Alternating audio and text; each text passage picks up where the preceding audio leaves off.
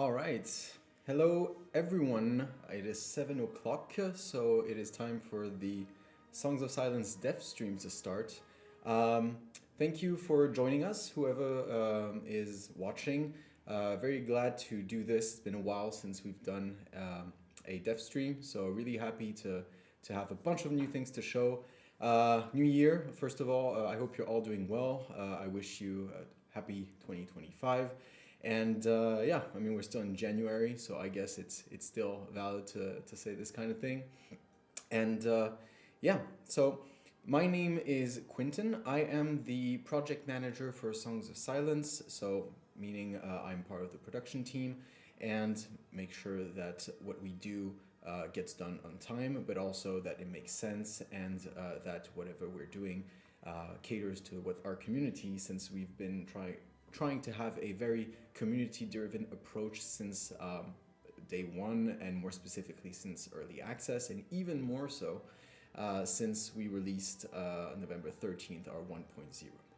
So without further ado, just to give you some background on what we're going to show tonight, we have several things, not just the game. We also have a lot of feedback and stuff we want to share with you. We did a player survey over the holidays, and we had really, I'll get into the detail. But first, just let me know if you can hear me correctly, if everything is loud enough, if the music isn't too loud. Just put a message, whether you're looking at Twitch or on YouTube. Yeah, just give me a heads up, and in case something's wrong, let me know. So, cool, thank you very much. Then, first, we will dive into the 1.1 player survey. Like I said, we put out a survey over the holidays. I think it was on 29th of December. And we got 319 responses to this survey, which is huge. And we asked a bunch of questions on the campaign, on skirmish, on the scenarios, and tried to really get a clear picture of what you guys are thinking about the game, what you would like to see, whether it's systems, content, everything. So yeah, and we had a lot of responses, so we want to share those results tonight with you, and also tell you how a bit it's going to feed the roadmap for the weeks, months to come. Then we have a surprise. We have a new key art, which I guess will be a makeover for Songs of Silence on Steam and GOG. So we want to present it to you firsthand. It's an exclusivity. It has not been shown anywhere. And also guide you through the process of how we actually made that key art from the very first draft all the way to the final version. And yeah, I'm sure there's some people that will be interested in seeing how a game key art is made and how it has some specific, I guess, code. Then if you have questions, of course, there'll be a Q&A session.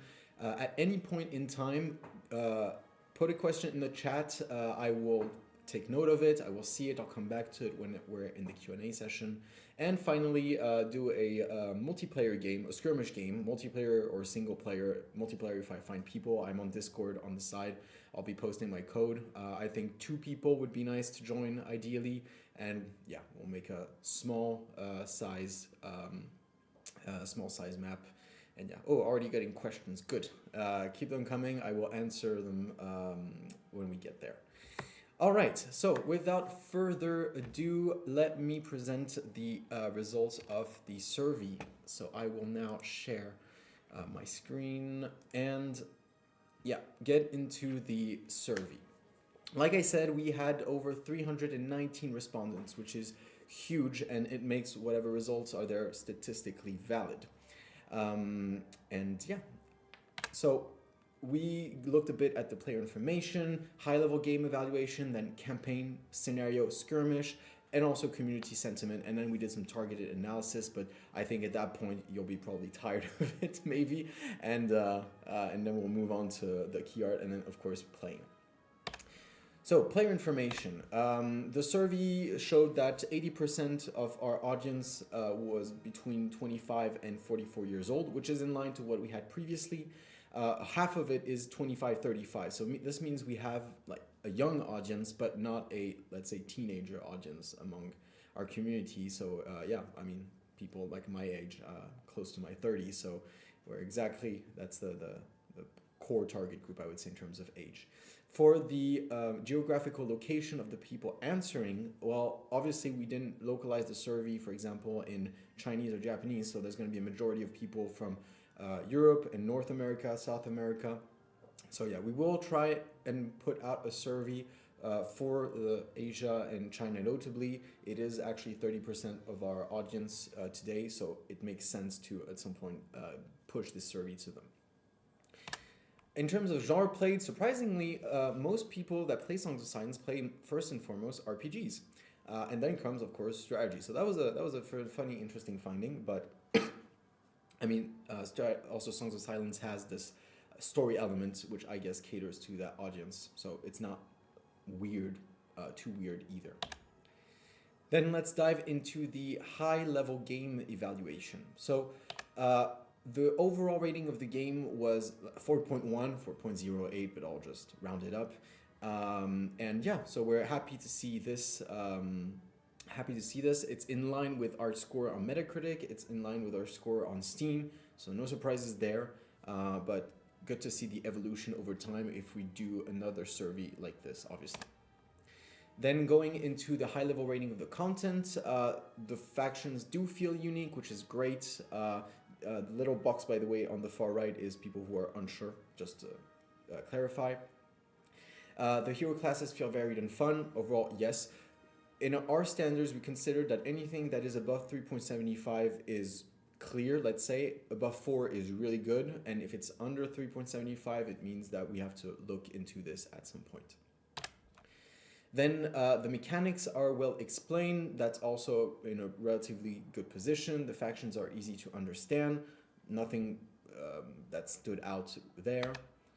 The battles are fun. Yes, that was actually quite an agreement, the fact that the battles are fun, but that we had this intuition and also, let's say, this comment from many people that they wish to have more information during battles. So then when we saw this question, we asked this question and we saw the answers, I have enough information in battles, we weren't surprised. So obviously it's something we are going to be looking into the future. A strategy game should have, in general, a high level of information so you can make meaningful decisions. It makes sense. Then for the systems, tooltips are useful and well made. There was actually pretty good appreciation on that, and texts are easy to read. Good rating on that, well, very good actually.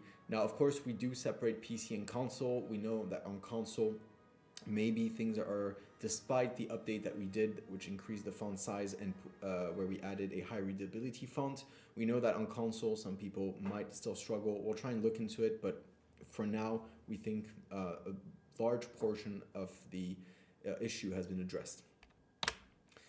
The movement system, that actually is pretty interesting. When we asked this question, we were looking into the question, are people satisfied with the mouse click system? Because during the development, the beta, the early access, this was a topic that several people pointed out that they had some trouble, and seeing this made us pretty happy because it confirmed that now it's in a state where it works for a large majority of people, and we don't really have to come back to it, which, yeah, pretty reassuring, and we're pretty happy about this. Then, yeah, that was some other remarks on the systems. Some people still would like to see the pathfinding be a bit smoothened, add an undo button, and then there was some criticism around the tooltip structure and information depth. So yeah, these are typically the things that we know we want to look into, and the number on the right, by the way, is the number of times this was mentioned in the open comments for each of the sections in the survey. There was always an open comment section, and in that open comment section, this is what stood out and how many times people mentioned the issue, basically. Then we have balancing. So for balancing, we know this is a topic that right now some people are happy, some people would like to see some change in the balancing. So hence why we asked quite a lot of questions specifically on the balancing. So to the questions, heroes have a clear gameplay profile. The overall answer was yes. Then for the units, it was yes, but a little less than the heroes. So that's something we know we have to look into at some point. Then here, unit synergies feel good, and unit recruitment is well priced. Unfortunately, that was some of the lowest rated items. So we know at one point it's on our roadmap to address this. We have other stuff that we want to do first. We have to finish the DLC. I saw a question on this come through. I will answer that very soon enough. Then in terms of balancing still the location, there's still issues with locations, notably that the upgrades feel rewarding. We get it. There is an overall consensus that the economy is a little slow. This we have several ideas on how to tackle this problem. Obviously, if we just push the economy, it might break a lot of stuff since balancing is very, let's say, holistic topic. But yeah, something we know we have to address, and I think that's actually the lowest rated item on the thing. Hey Korosame, I see you just joined. Nice to see you. Yeah, a lot of familiar faces. I didn't say hi actually to the people who joined already. So hi Elonio, hi Racer King. Oh, there we go. I don't know how to pronounce this. ECTNT. Hi to you as well. All right, and then healing and location is that one. So this is funny because we actually pushed it with update 1.1, and what I mean by pushed it, it's not we pushed it by like a few percentages. We double. Kushni. Okay, got it. So we didn't just push the healing by a few percent. We doubled it or even tripled it. So maybe it's still people that didn't see, I guess, that we have increased it. I don't know. We'll see over time and probably in the next version of the survey. Then there was a lot of open suggestions regarding the balancing and seeing more unique abilities, synergies, of course, more factions, more heroes, more units, etc. So yeah, these are all things we take into account. For the future of the game. All right, let's dive into the campaign now evaluation, since, well, you're going to see why this is important, or the most important part. 94% of the respondents of the survey played the campaign and 30% completed it. This is a very high completion rate, but of course the people who answered the survey, you are probably some of the most engaged people there is for Songs of Silence, so thank you. So there was quite some interesting insights. Some of the reasons why people do not finish the campaign is, most of it they don't have time or they just started it, which is good. And then there was a few, let's say, friction items where we know we have to look into if we want to improve the campaign and make it more enjoyable for people. The high level rating for the campaign was very high, 4.09, which is a tad higher than the overall game, but given that a lot of people play mostly the campaign, it makes sense that these two are very close to each other. In terms of difficulty, most people play balanced, nothing surprising. This is in line with what most games do. Then the difficulty perception for people who play balanced, well, for them the game is balanced. Story mode, 50% say yeah, it's fine, and some people say that it's still a little easy. It is easy, which is surprising because story mode is meant to be easy, but okay, it's better to be too easy than not enough. For balance, there's still 23 people who said that it's a little hard for them, but yeah. Then again, you also have the rest that says it's too easy, so I think we're in a good middle spot. And for challenging, well, this is, I guess, a little surprising because 50 people, 49, say, yep, it's well balanced for challenging, and then some people say it's very hard, and 22% even say, okay, it's impossible. So I think this is tied to some difficulty spikes that we have in certain chapters, notably chapters 4, 6, and 8. So this is also something that we will look into and fix. It's not easy to just debuff the boss because it might make it not very rewarding. It's about also the build-up. So yeah, we'll address this in any case. It's part of the top things we want to address following the survey. Then the campaign rating for each individual items, difficulties are well balanced. Well, there we have, I guess, as I said before, Some people saying that no, it's not totally well balanced, so we'll be looking into this. Story is captivating. That is an overwhelming yes. It is very captivating, and we're very, very happy about this. Main characters are interesting. Yes. So very happy about this. Hero progression feels rewarding. That one is a little. I should have put this actually the 3.17 orange. My bad. But yeah, I guess this is also tied to the economy. It's tied to several things. Thanks to the survey, we see that there are some problems that are kind of transversal, and now we know how to address this more properly. Yeah, the randomness sometimes in the hero progression. Yeah, I agree. Then economy progression feels good. Well, it was said before that the location upgrade was not rewarding, so obviously the economy progression cannot feel that good. So yeah, I mean, when I say not that good, don't get me wrong. I'm not saying it's bad, but I'm saying that if we are to choose between different topics to address and upgrade, this is what we would then look into. AI feels nice to play against. That is a very let's say there's people agree, people disagree. It's kind of tricky because we think that first we want to address the economy, the balancing, and hopefully okay, I will put myself a little louder if there's some mic. Let me know if it's too loud. This should be a little better. Maybe like this. Yeah, I don't want to blast your ears either. Let me know if for the sound of my voice it's okay. I can still put it up a little. All right, then moving forward, campaign playtime is satisfying. That's a yes. So yeah, we're happy with this. And then top remarks. So we have, like I said, difficulty spikes. We know about this. Chapters 4, 6, and 8 were mentioned.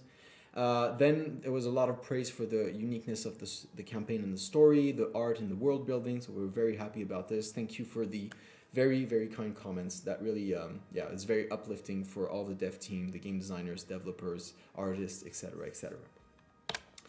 Then the scenario. So this one was actually quite interesting for us because we pushed our first scenario with update 1.1. So for those who might not have played it yet, it is a single player mode where you play a standalone, like a campaign map, but we don't have voiceovers. It focuses more on gameplay, and we're going to try to do some, and have it revolve around some interesting mechanics. So we pushed our first scenario during the holidays.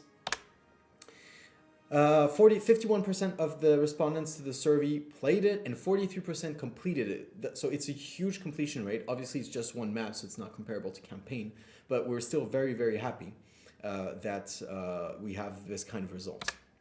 The high level rating was 4.12, so it's higher than the overall game and even higher than the campaign, so we're very pleased.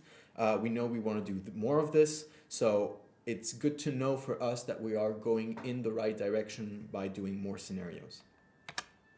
Pros and cons that people mentioned. The pros, they praised the scenario for its gameplay, the story, the fresh, interesting challenges, the additional mechanics. It's what we were aiming for, so we're really happy to read this. The cons, no VO. Well, yes, this was let's say this was a choice. Because if we have to do the voiceover, it extends the development time by a lot. We have to do a lock, we have to record the VOs, and it costs more money. They want, people didn't like some time-limited objectives, but I guess that's a personal preference. AI simplicity, lack of aggression, then again, that's also a preference, I would say. We didn't want to make it too aggressive, we want to make it balanced. So funny thing is, for the difficulty, we will not in the short midterm put a difficulty on scenarios, but that's why we wanted to build in these challenges. If you've played it, you saw there was a star system, and that's how we wanted to create the difficulty. So you have to try and replay it and do these challenges. That's how we put in the difficulty. The skip dialogue button. Yes, we know about this. It's also something that would be used probably for campaign. I saw somebody mention it in the chat. We'll look into it. We have a bunch of requests. We try and prioritize what makes sense, give and take into account what people play the most, what they enjoy the most, and try and. Then Open comments, yeah, so that people want more scenarios. Again, the skip dialogue button. They wish to play the Crusade. I guess I can give you a sneak peek. We have a map already in preparation. We have several maps for scenarios in preparation. One of them is planned to be Crusade focused. I won't say more. I don't want the game designer Laura to barge in and yeah, strangle me like Homer Simpson does to Bart. So, but yeah, we have this on the list. And then for skirmish, well, 56% of respondents play skirmish, so it's obviously a lot less than the campaign and a lot less than the scenarios. No, we're not surprised. I think what drives most people to Songs of Silence is its campaign, it's the art style, the storytelling, etc. But we're glad to see people, of course, play skirmish. Among the people who play it, we have 41% of people who played it multiple times. So that's good because we know that there is replayability and things like this. For interesting finding is for the map size preferences. We thought that there might be a preference for small maps because, you know, they're shorter, easier to complete. Turns out that no, it's very balanced between small, medium, large maps, one-sided, two-sided. So we're actually pretty happy about this. But yeah. The high level rating is 3.87, so it's slightly a little lower than the overall game. We're not surprised because most of the, let's say, issues that are affecting, or the pain points that are affecting Songs of Silence, they have the most impact in skirmish. So that's the slow economy, balancing issues, hero progression. These are all things that affect first and foremost skirmish, because in campaign there's more scripting between the different maps. There is not a full reset, but we renew the armies, and the side quests then allow people to sometimes carry units over or earn more units and start a certain campaign map with an advantage. That's how we do a cross map, let's say, progression. But yeah, still campaign is much more scripted and maybe more linear compared to skirmish. So hence why the lower score than the overall game. For the different points, navigation is fun.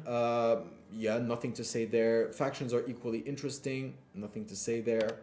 Heroes feel equally useful. That's the thing. So ties into the balancing, the profiles. Yeah.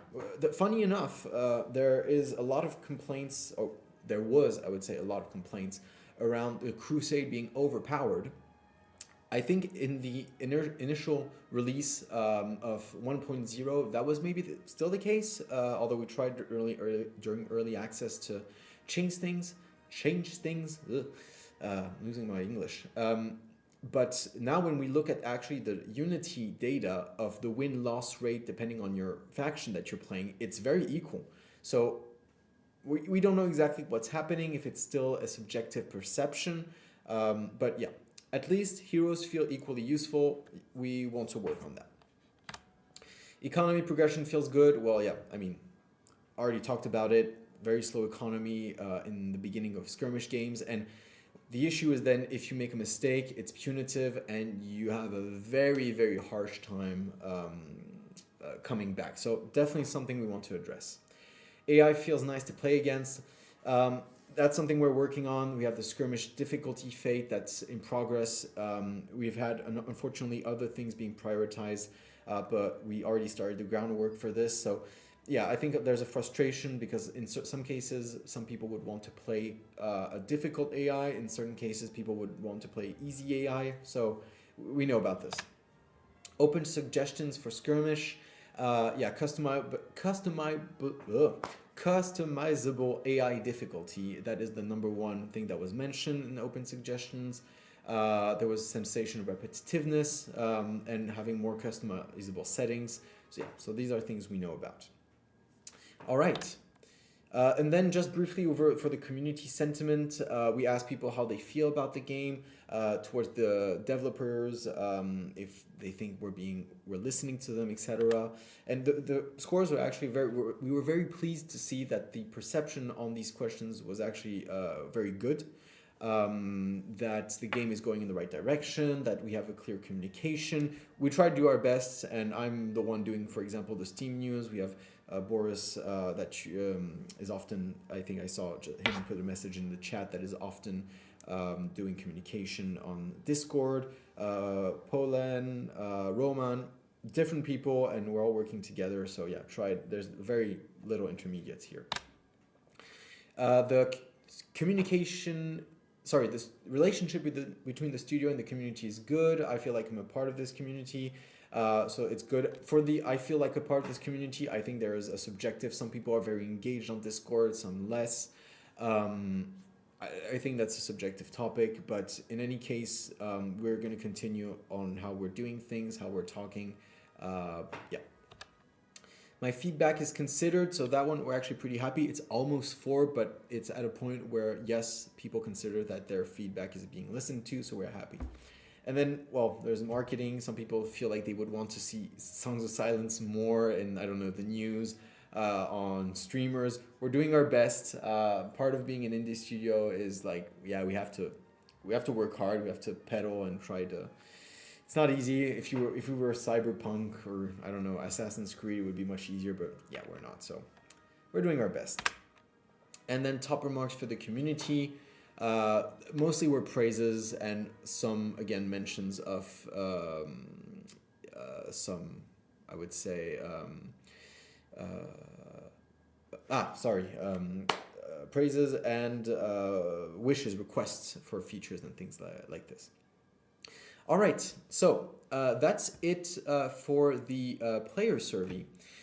So I hope that you enjoyed having this deep dive into the game and how, because I know you're playing the game. When we do these surveys, you have your opinion, and it's always interesting, I guess, to have then an overview of how other people see it. So yeah, is it me or my color keeps changing when I move? Yeah, there's a weird color tone. Sorry about that. Then next thing we want to show to you is we have a new key art, and we are going to push it live with you now. I have the computer, I have the big red button on the side that's ready to go. But we wanted as the team to, So this is the previous key art that you know. It's the early access one, and yeah, you've seen it. And we like it, but we wanted to convey a stronger sense of epicness, of battle, of things like this. And this one, I mean, we see an army, we see Lorelei, we see the sword, but we wanted to go a little further. The art director, Chris Reiner, that you might have seen in a video for Kickstarter, and we really sat down and we thought, okay, let's try and improve this. What can we do? And we came up with something new. So without further ado, that one, you know, that is the console key art. It's on PlayStation and Xbox. And here's the new key art. So let me know what you think in the chat. We're very happy about how it turned out. There's a lot more details, a lot more epicness. I'll explain in detail how it was built, because I think it will be interesting to share with you the logic behind making that. But yeah, so Kurosame, exactly, we wanted to give this, I was thinking about this key art and the emotions I wanted to convey. I was thinking of the scene in Lord of the Rings where they're standing on the hill and ready to attack. And that was kind of the vibe we wanted to go for. And I think, yeah, we struck a quite good hit right here. So yeah, so that's a new key art, and it will be pushed. We are going to push it actually, together on Steam and GOG. So these are the different capsules, the different resizes, and how they will appear on Steam and GOG. So without further ado, so I'm not going to share my screen, but I will push the button now. And I prepared this over the day, and I will push it to public now, so you're gonna have to give me a few minutes for it to load. And oh yeah, and it's gonna take yeah, it's gonna take okay, it's pushed on the main page and I am pushing it on the bundles. It's funny because in Steam backend you say it says publish and then there's a button that appears really publish. It's like the backend was made, I don't know, by anxious people that don't want to mess things up. But yeah. All right, so in a few minutes, we should see the art propagate. Sometimes it takes 5 minutes. Oh no, it's already there. There you go.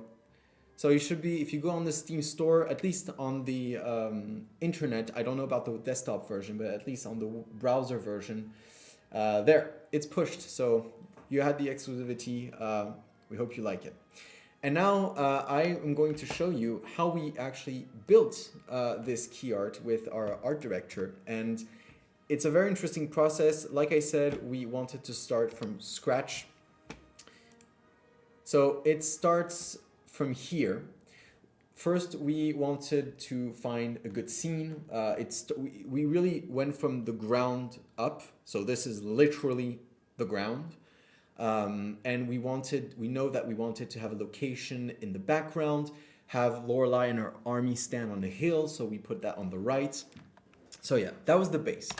Then after that, we decided, yeah, so we put out the blocks, I would say. When you're building a key art, you have to build, let's say, in blocks. And our idea was to have the image be divided into 3 sections. So Lorelai on the right would be one block. Then the bottom left would be the second block, and that would be then the army. And then we would have a third block, which is the background with the purgatory and a location.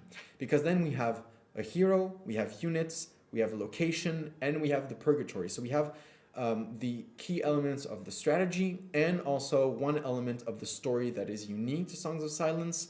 So it conveys marketing key art. People have to, they will see it for a split second. So in a split second, we have to convey a message. So we started with these blocks. Then we started refining, putting in more details, putting in some explosions dynamic. It's still obviously very rough and there's no contrast. Here, there's no work on the light. And so that's the third iteration. There was about 9, I think, iterations. Then we put the new Lorelai, let's say, because we wanted to change a bit and give more detail to Lorelai and also change a bit her stance and be more, not historically, sorry, but true to our lore and add things here and there. Also the bow, we really wanted to have not just an army, but put in a bow. So because it's unique, it's these bulls, so they're part of the 1,000 Kingdoms, and they're quite unique. You don't see every day an army with a giant bull as one of their. So again, Lord of the Ring vibes. Yeah, the emotion. When you're building a marketing key art, it's always about the emotion. What are you trying to convey? Where are you trying to bring people? What are you trying to remind them of? And yeah. Then we went further. This time we started to do some color balancing. So if you look at the 2 previous versions, we did a lot more work on the color, increase contrasts, and try to really simplify also, because if there's too much details on a marketing key art, then the eye has a really hard time reading what is going on. So try and really create a path for the eye to read this key art very easily. Then some further work on the blocks and, okay, the foreground, the middle ground, the background, etc. But already we can see that something is appearing. Now at this point there was still a lot of, let's say, different colors. We needed to unify all of this, and also we needed to take into account that a logo would have to sit there. That's very important to always think, okay, I actually need to put some text and a logo, and it shouldn't hide any key elements of the key art. So yeah, it's always tricky to do this kind of exercise. So we worked a bit of the positioning. So you see, we moved a little the army, prepared this area. We knew that this area would be where the logo would sit, at least on the main version of the key art. So we started to clear it up. Then worked even more on the color contrasts and making the foregrounds really be more visible from the midground and the background, and adding more and more details, things like this. Then that's purely shading. So now we're really, actually no, that's interesting. This was an iteration where we thought, okay, no, we went the wrong way. Let's pedal back, because here on this, it feels like the midground is completely detached from the background, and it loses this continuity. So between the previous version and this version, we thought, no, let's bring back some of the lighting that was before. So we brought it back, but we then worked on this area over here to have less explosions and clear it up, because we knew the logo would sit there, and if there's a bunch of explosions, then it draws the eye away from the logo slightly. But yeah, again, some more lighting, shading work.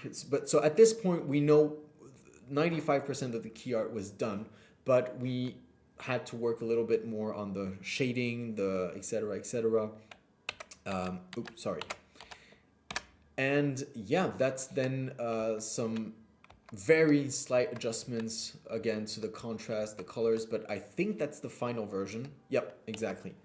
So then just the logo sits, and you see it sits really nicely because it doesn't block any key information. It's this area, it's not that it's empty, but that you can add something without losing. And yeah, that's how we built the new key art. And then of course we did the resizes for the different platforms, and which is always very technical because there's safe zones, etc. But I'm not going to bother you with this. So yeah, I hope that you enjoyed this presentation of the key art. So now, unless, let me double check if I didn't forget anything. No, I don't think so. So now we will dive into the Q&A session. So I'm going to go back, I have the chat here on another window, and I'm simply going to read from top down. Feel free if you have any questions to ask them, and I will get to them at some point. So first one, ICTNT, really important question. How close are we to getting Light Eaters as a playable hero or race? All right, so I don't want to make any definitive announcements again because the marketing team is going to rush through the door and swat me for busting their campaign. But we announced on it was on 1.0, I think, that the DLC would release in Q1 2025. I can confirm that we will release in February. Of course, the thing is, in February, Civilization 7 releases on the 11th of February. So obviously, we are not going to release that week publicly. It would not make sense. We would get drowned. But not early February either. We're in the phase of polishing beta. I'll stay at that. Don't want to give, but yeah. So it's coming, I mean, we're the 23rd of January. It's coming along very well. It's looking actually quite good. We're making good progress, and we are looking forward to showing it to you. We will do, like we did, for example, with the scenario, we will do a beta testing, so allow people to play it. And it will be, I will say right now, it will be a small portion of people. It will be a closed beta, and those closed beta people, we hope you give us feedback, and yeah, we will give you, of course, something in return. So then I think I saw a question. Oh yeah, is the DLC going to be free or not? No, it's going to be a paid DLC, but we will also be putting some free content. At least we are, I don't want to make any promises, but we are really seeking into putting also some free content out there. So it's not just a paid update. We understand fully that we have to cater to people who bought the game long term, and that we can't paywall every update. So yeah, DLC will be paid, but we will have free content as well. Then also balance change. What plans do you have? Yes. So we actually had a meeting with the team yesterday to decide on what we will do after the DLC. That's our main focus right now, as well as other things. But we plan on, first of all, doing a big improvement on the tooltips, giving more information. Also, we will at some point address the informations that players have in battle, but right now we want to increase the level of information before the battle, because a lot of people, for example, they don't know the perks, the buffs, what buff is being applied, what debuff. So yeah, that's the kind of thing that we're working on. We will also new scenarios, of course, and then for the balancing, we first want to push out this tooltip improvement and adding information and see then what comes up, because we don't want to start balancing things and then realize that the problem came from a lack of information and not a problem of a balancing. Once we have our players are able to have more information and make better decisions, then we will look into balancing. But we have already a ton of topics for balancing. So yeah. Then I'm going down the questions, the chat. So give me a second. It's cool. There's a lot of people there really happy about this. If I miss a question, let me know because there's a lot in the chat being written. Yeah, the skip dialogue button, I mentioned that's something it's not the top prior right now, but we have it on the roadmap. Yeah, okay, the chats. So the in-game chat, we looked into it.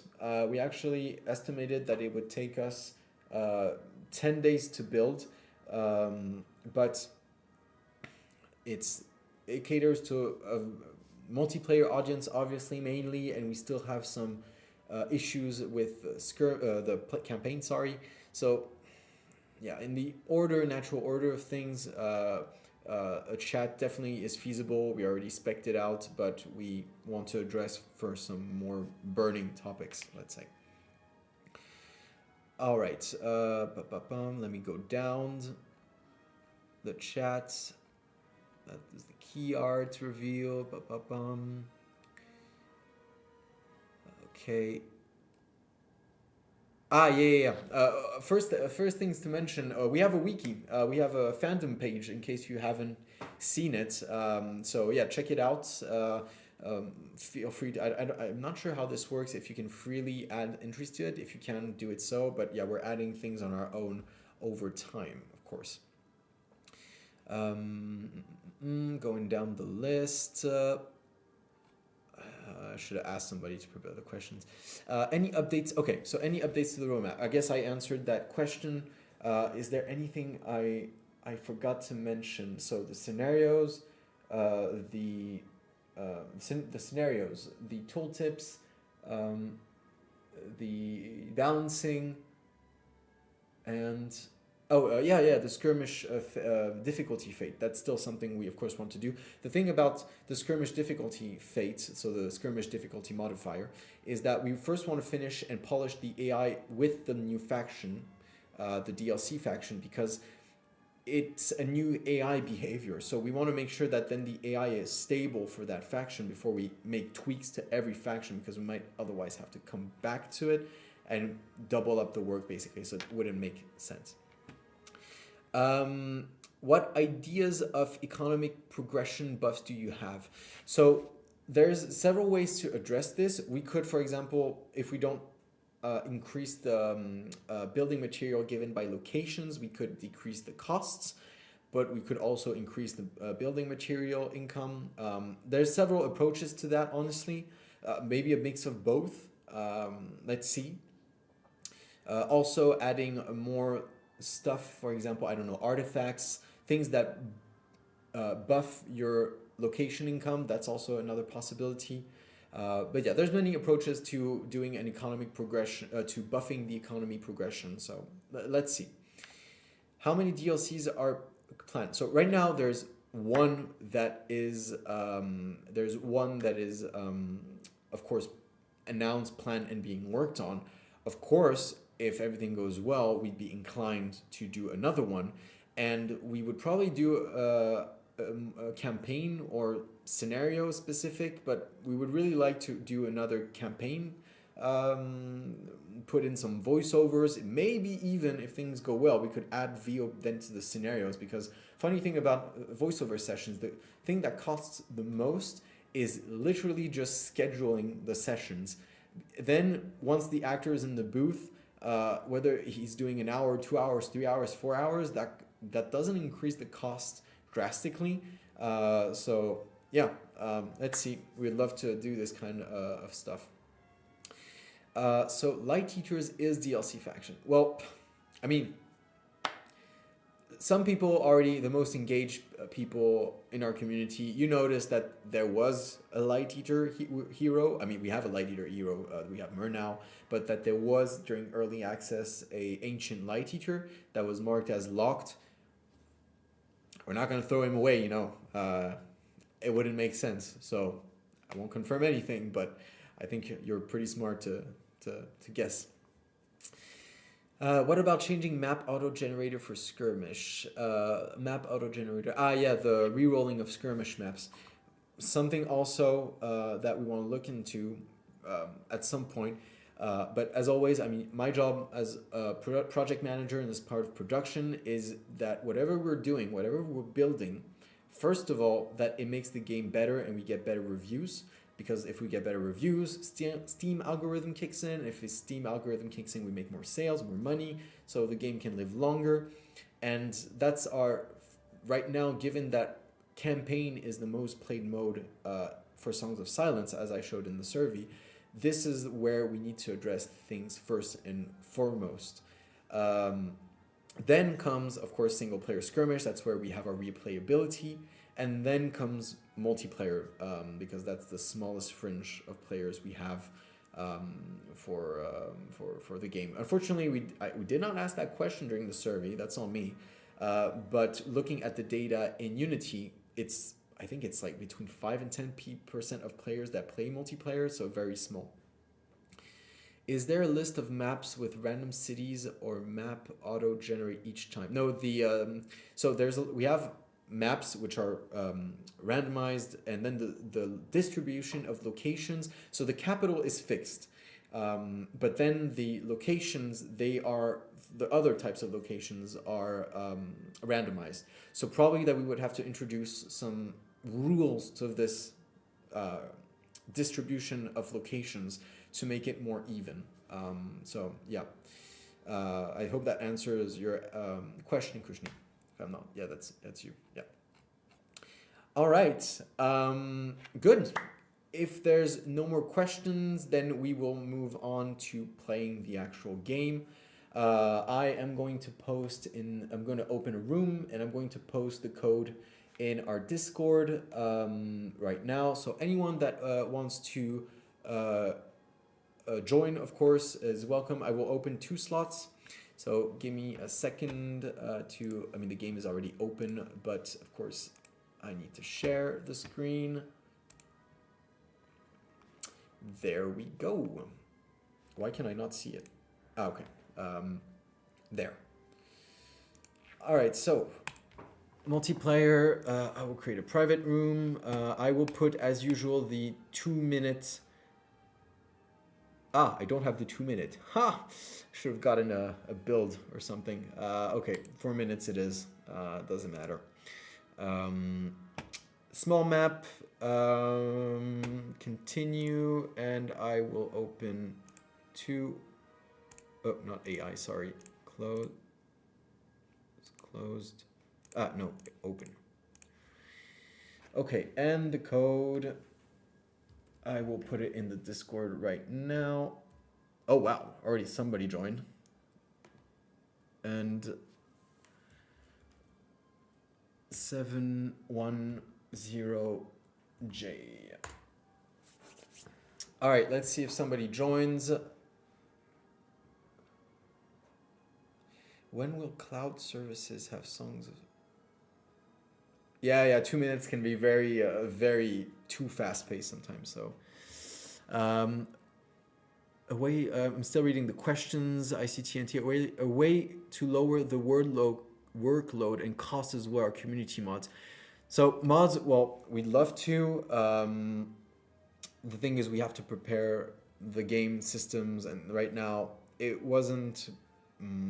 We didn't. Songs of Silence wasn't built for mods, so I'm not saying that we won't. It's actually, this is, to be honest, if in the scenario that Songs of Silence works really well. Community. Yeah, okay, community maps. So yeah, that's the map. Then the map editor. If Songs of Silence works really well, we would love to. Let's see. All right, we have 2 people that have joined. Krishni, do you want to play? I mean, I can always reopen a room with 3 slots. I don't mind. It's just I would like to get the game going. Let me know if you really want to play. I will open one more. I'll just wait a few minutes. Okay, you know what? Let me put a medium map. And so sorry for Le Bon Vieux and Racer King. I will just create a new room and just put a medium map and change the code. Sorry about this. AUBTBTNG.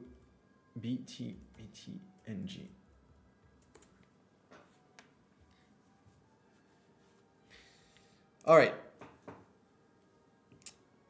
By the way, about the cloud, about GeForce Now, we are reviewing so we got finally the contract from NVIDIA, and we're just in the process of reviewing it. You know, we don't want, I don't know, some kind of clause in the contract saying we get to own your game. That would be very unfortunate. But yeah, so it's close to being, GeForce Now is close to being up and running. All right, one more slot. Krishni, can you join still? Otherwise, I will start. There we go. Okay, I don't know if that's you, Court, but let's start. I don't want to. I will pick my faction. I have not picked my faction. I always like the Thousand Kingdoms. I know, I'm very vanilla, but I like the bulls, let's say. Or I play Old Race. I haven't played Old Race. Okay, everybody's picking Thousand Kingdoms. Okay, I will pick Old Race then. That's fine. And I will play the Monodica. Yeah. So if there's new people that are joining the stream, I've never played Songs of Silence. We have 3 factions currently in the game: Thousand Kingdoms, Old Race, and Crusade. All right. The Thousand Kingdoms, they're, let's say, the classic strategy. They have bulls, they have catapults, etc., etc. The Old Race are a people that do not have eyes, and they are specialized. Oh, sorry, I didn't click the right button. And they are people who are specialized in constructs. So, like, imagine huge golems from, I don't know, imagine if you've played Shadow of the Colossus, kind of like this, and they are a little more, let's say, defensive based, and their locations are tied with light veins. Light veins are the things that you see right now on the key art. And yeah, it's like the energy of the world. And yeah, it's, I gotta move my computer. And then the Crusade, I like to think of them as a swarm of locusts. They are eating the prosperity in the different locations. They are leaving a trail of silence behind. They leave behind ruins. So yeah, I like to think of them as the swarm of locusts. So very different playstyles, and we're happy to see that in the 1.1 survey. That people enjoyed the fact that it was the factions felt very different and unique. That was really nice. All right, so we started. Let's see for me my starting location. So this is my old race capital. Just to give a few info about the units I have. So I have civilians, I have harbingers, and I have my Monodica. So harbingers and Monodica, interestingly they have the healer perk. So that means that they will heal their units in the army as they go, which is very interesting. Normally you can only heal in certain locations, so the fact that they are able to heal on their own their units makes them very potent, especially in the late game. And then the last unit is civilians. So a particularity of the old race is that, okay, you can recruit some units right off the recruitment cards here, but some others you have to upgrade pre-existing units. So for example, I don't know, a civilian in this case. And yeah, it's like an upgrade level 1, level 2, and the more you upgrade, the more the unit gains in power, in health, and it has more interesting perks, all this kind of good stuff. And yeah, so I hope we'll be seeing some more people in the coming turns, because right now obviously there's the fog of war. So you see like these light decals around my location, that's the light veins.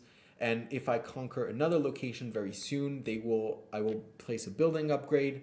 So a building upgrade is like right here. I have the life node. So on the map, on the strategy map, if I zoom a little, it's this thing here. That's my building upgrade. And yeah, good stuff. Oh yeah, and it's important for the old race to keep their locations linked, because that's how they increase their faction income. So for me, the old race, it's going to be the him. And if my locations disconnect, my income then lowers. So it's very important to keep those connections and really solidify my my locations, my buildings, my properties, let's say. All right, when is it my turn? Okay, there's something weird. There's something very weird, because I don't know. Are we the baddies? Yeah, that's a running joke. Let me know if we're stuck, because I see it's been the same player for a while. Otherwise, we restart the game. But I don't know who Court is. Let me check in the chat.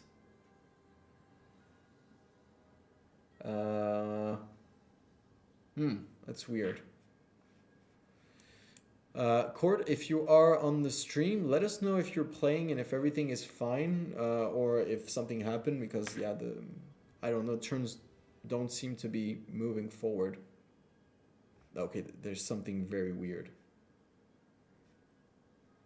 What the hell?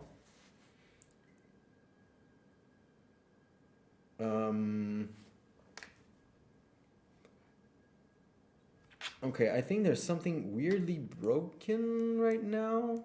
I know, oh good. Turn just skipped. But there was something weird going on.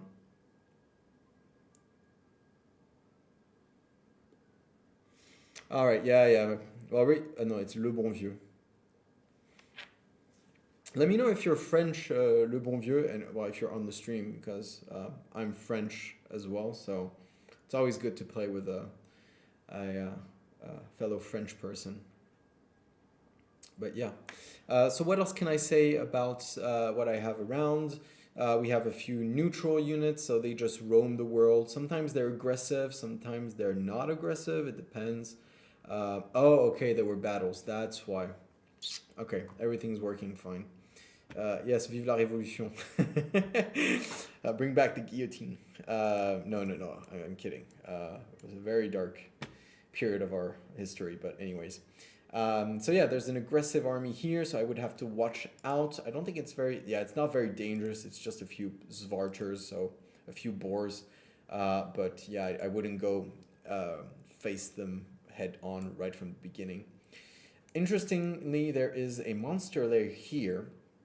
So the thing with monster lairs is that well, I would have to rebuild it if I wanted to capture it, but the fact that it spawns units continuously can become an issue at some point. And also, I'm in the top right corner, so depending on what kind of location it is behind, it could be interesting to get it. But yeah, let's see. Let's see. And then there's another location here. That's a ruin. Oh, great. Only ruins. Phew. I'm going to have a fun time.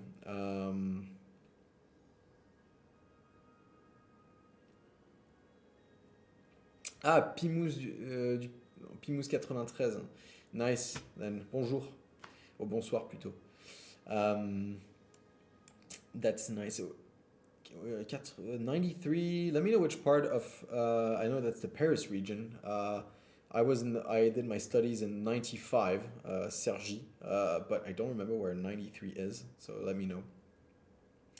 Your rates about how bad his starts. Whose rates, Krishni? Like, not sure what you mean. All right, my turn. Let's go.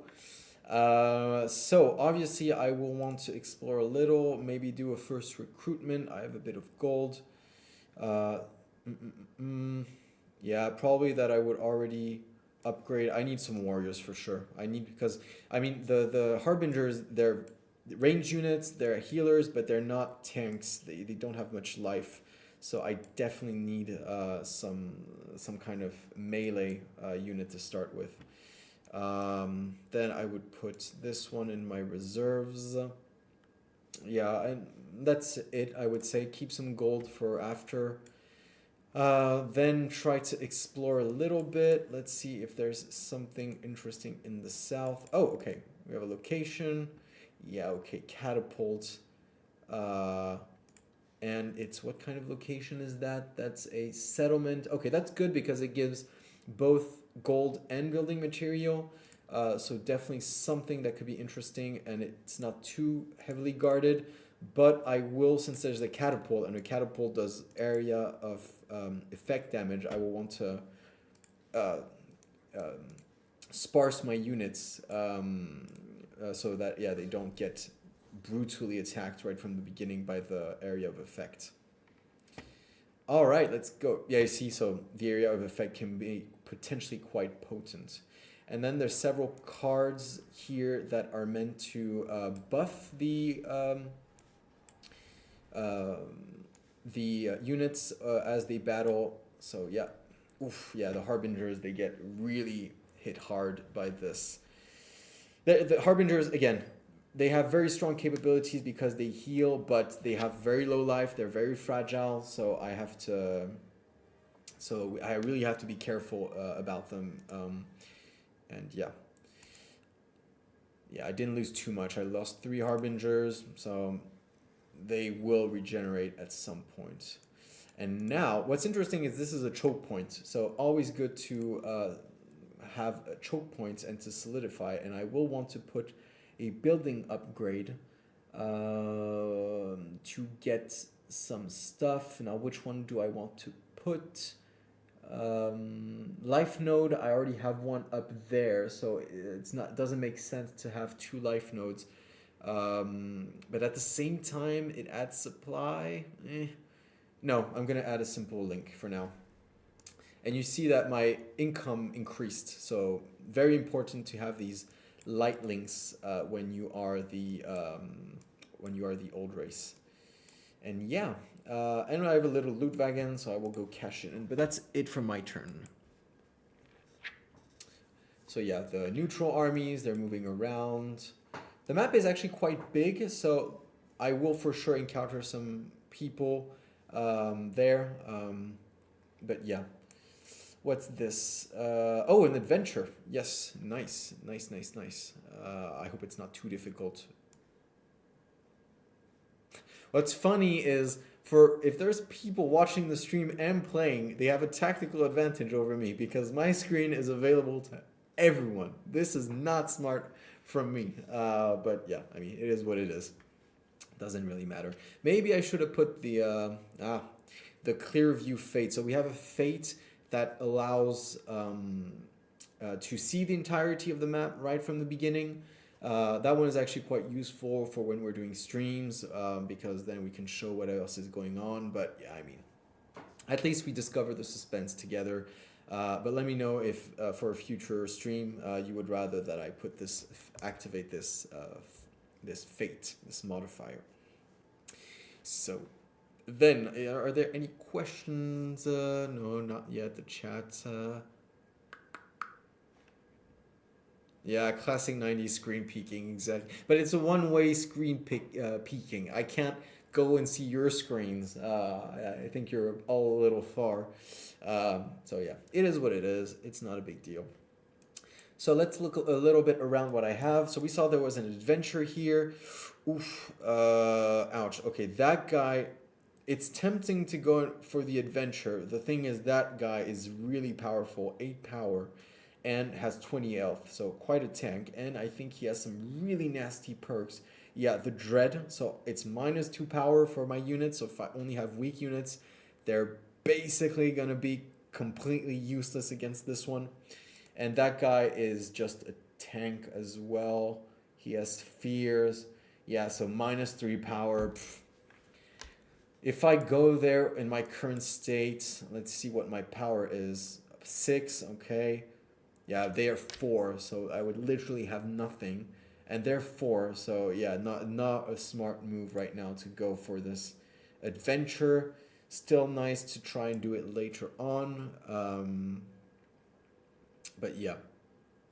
Harbingers, yes, Harbingers has... You think it's doable? Yeah, I wouldn't try it now. Not right now, maybe later on.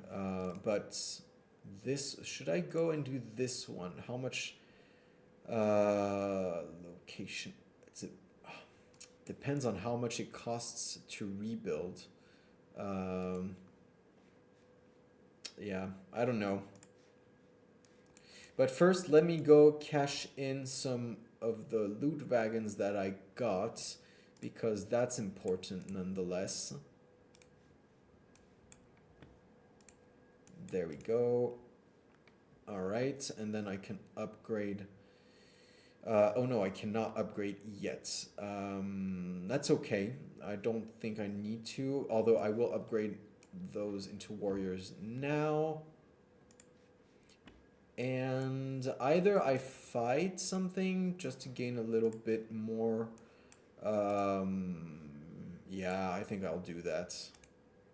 But I want to go for one that's easy and has some good XP. Now, actually, you know what? I'm going to go for there. I need to get locations and income quickly. So I'm going to put my Harbingers out of the way. Because they have a bull that will charge, and I want to make sure that they go and attack their range units ASAP. Yeah, so I think formations are really important because it will... Oh, no, I don't have enough movement points. Okay, then I'll just attack something that's over here.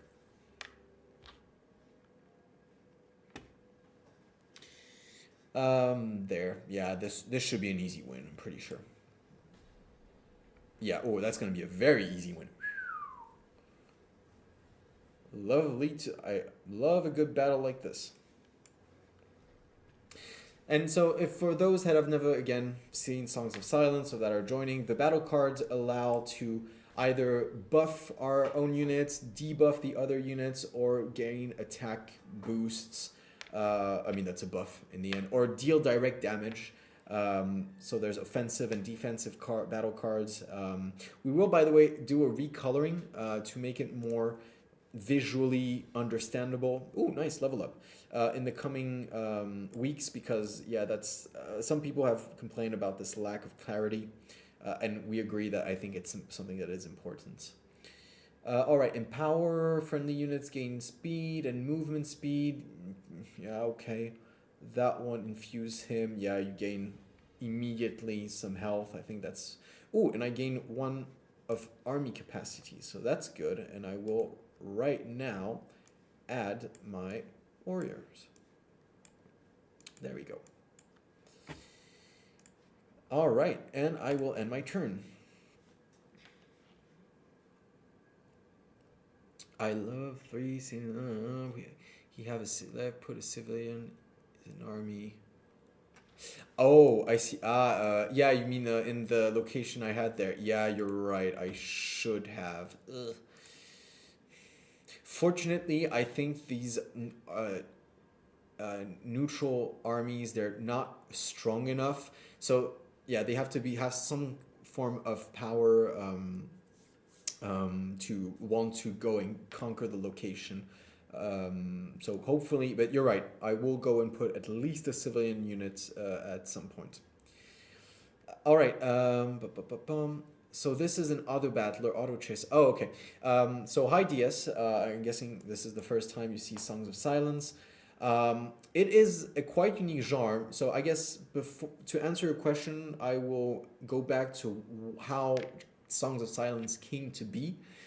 There was from our creative director and also the team in general an observation that a lot of strategy games, for example, Total War, maps would take a really, really long time, and that it was to the point where you didn't finish your campaign maps. It was a bit tedious. So we tried to make Sounds of Silence with keeping strategic depth. I'm not saying it's as deep as a Total War. We made some conscious cuts on certain features, but then we added Auto Battler as a base for the combats. But it's not an auto battler where you have absolutely no things to say. You have the battle cards that influence the outcome of your battle. You also have the battle formations. That's what I was showing before. The way you it's not my turn, so I can't change it. But the way you place your units has a very strong impact on how the battle will happen. Because, for example, if in front I have cavalry units and all my units are packed together, they will charge and they will deal a whole lot of damage. Whereas if I spread them across the formation, they might hurt one of my battalions, but they will not decimate my entire army. So there's, like I said, the battle cards that influence the battles. There's the placement of the armies, and then you also have strategy cards that you can play before a battle that might buff your overall armies and things like this. But yeah, so it's a genre. It's turn-based. And it's turn-based on the strategy map, and as soon as you go into battle, you go into auto battler. And yeah, it's a quite unique genre. A lot of people who try Songs of Silence, when I mean a lot, it's not like hundreds, but we've had at least a good 24 people say, wow, this is quite unique. I've never seen this. Some people say it scratches their itch. Like on the Steam reviews, sometimes we read, hey, I'm not a huge strategy player, but this one like scratches my itch. And we have some people that want, I don't know, more depth. They rather play a Total War or Heroes of Might and Magic and things like this. We are inspired, by the way, by Heroes of Might and Magic as well. But yeah, then they say, oh no, it's not exactly what I want. And that's fine. Our game isn't meant to cater to every playstyle, but yeah, it's much easier.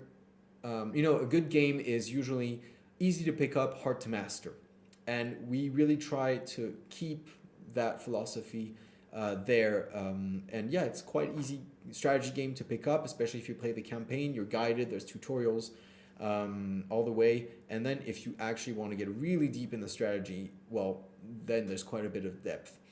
One thing we want to do in the near future is we know that the strategy element is maybe slightly, let's say, not well exposed.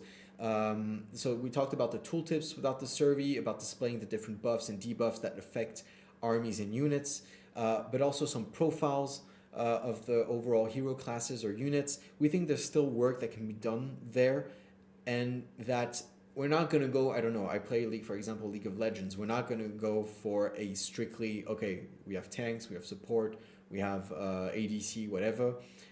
No, but because each faction has its own play style and a certain philosophy to how we want them to play and be built.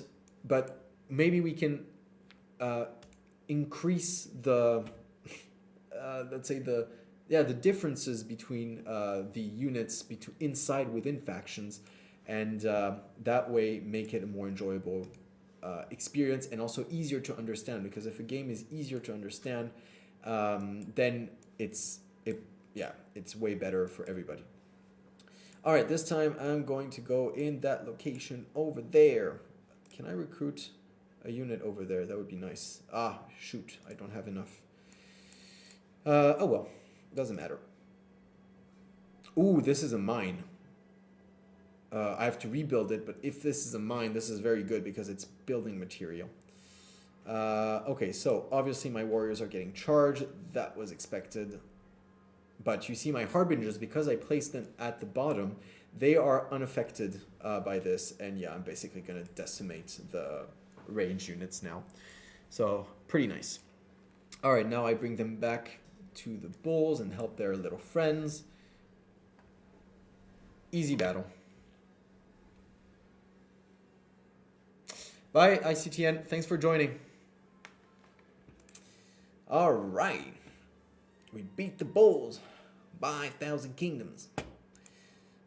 Did we have many casualties? Yeah, no, just one warrior died, but it'll come back. Okay, so what is this? Yeah, I'm pretty sure this is a mine. If it's not, then oops. Oh, oops. Uh-oh. Okay, we've made contact. Already? Well, this is going to be interesting. All right, I'm going to rebuild this now. Yeah, it's a mine. It's a mine. It's a mine. Okay. I have a... Yes, I still have a stronger army. Oof. Okay, they have bulls. They have bulls. Ugh. I was not expecting this. This is typically the kind of situation where I am going to be in trouble.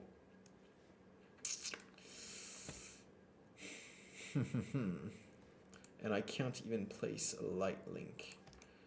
But I can... No, I don't even need to regenerate. Not yet. But is there a buff? So let me check if on the strategy card... Okay. And I gain +1 power.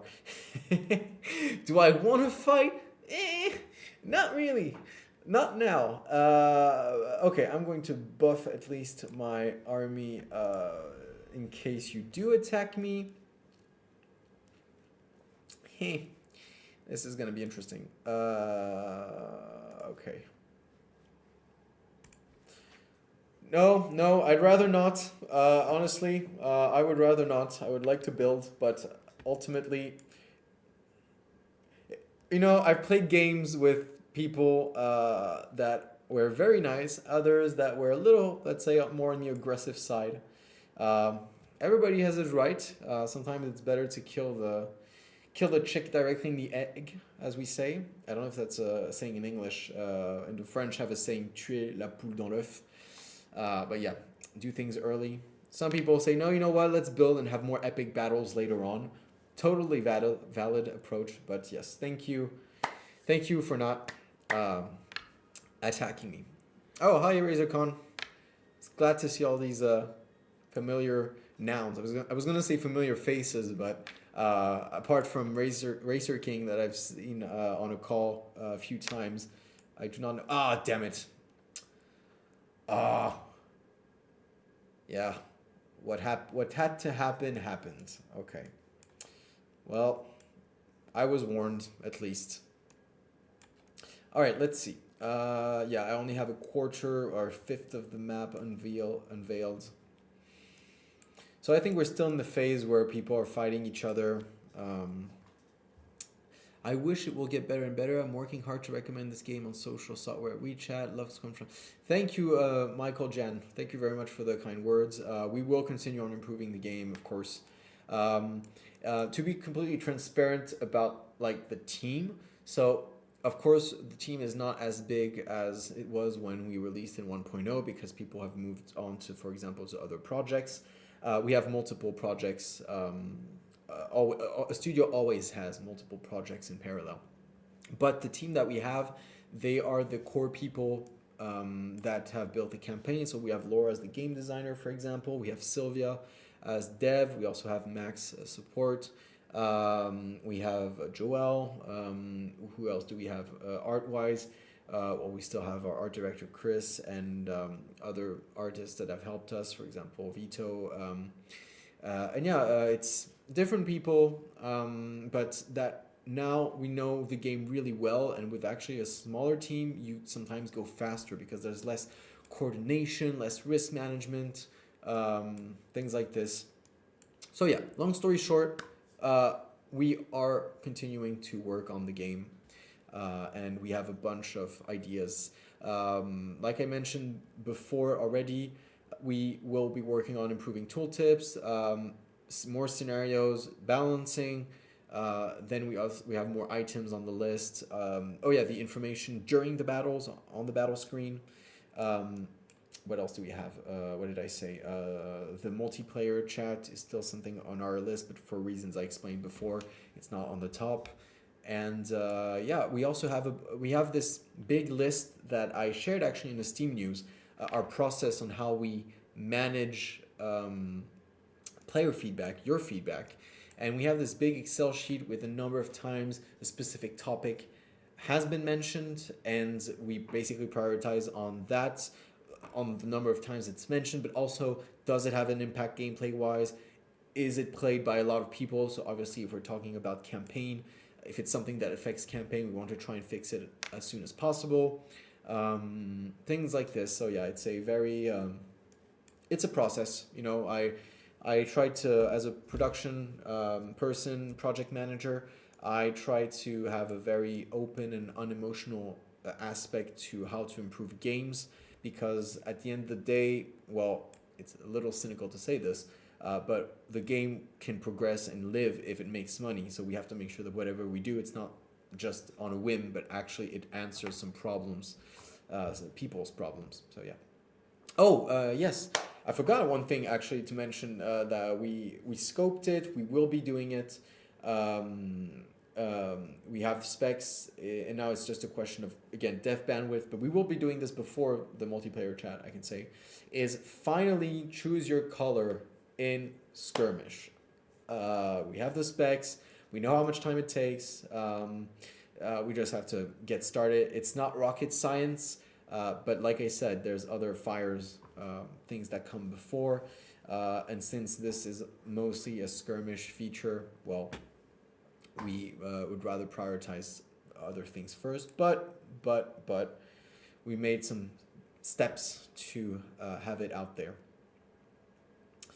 A funny enough, is we have a colorblind mode in Songs of Silence. I was gonna say Gongs of Silence. Ugh, I need to take some Red Bull. We have a colorblind mode, both for people who can't see red and green, who can't see blue, and those who can't see anything. Well, if you can't see any colors, I'm very sorry. I'm colorblind, red green. My brother is colorblind completely. But yeah, it's still, I think, a nice thing to have. All right, I want to fight, or not fight, but I want to play. Now the turns, I mean, it's good that the turns are taking a little longer, because 4 minutes is good when you have, when you're in the late game, you have to make decisions. The 2 minutes fate modifier, when you're in the late game, it's very, very hard to complete everything in your turn. So it's really like speed chess, where you have to barely think about the decisions you're making when you have that modifier on. So here we have the 4 minute fate. You can see on the bottom right. Okay, that person is battling right now. But yeah. All right. I was just about to bash. No. I think Boris is handling the chat. I don't want to fight. Marty's struggling enough as is with whatever the map here. Yay, my turn. Okay. So first things first, let's build a light link to connect And to avoid any the same issue that we had before, let's leave a civilian over there, even if it's just one. But I know I will have to fortify this at some point because one, it's a choke point. Two, we have the enemy right there, so wouldn't be very smart to leave it. Oh, yes, okay, I'm starting to have garrisons. So that's good because in the old race, this unit is actually very potent. So good that I have it. Can I get... No, I can't reach that guy. Oh, damn it. I can reach... No, I cannot even reach over there. Oh, no, I can. But it doesn't make sense. It's a ruin. It's a monster there. I barely have any building material. Ugh. It does not make sense. It does not make sense for me to fight. But I need income. Okay, so I'm going to do something semi-smart, which is fight that guy, but fight... Or should I fight that guy? No, I can't reach him.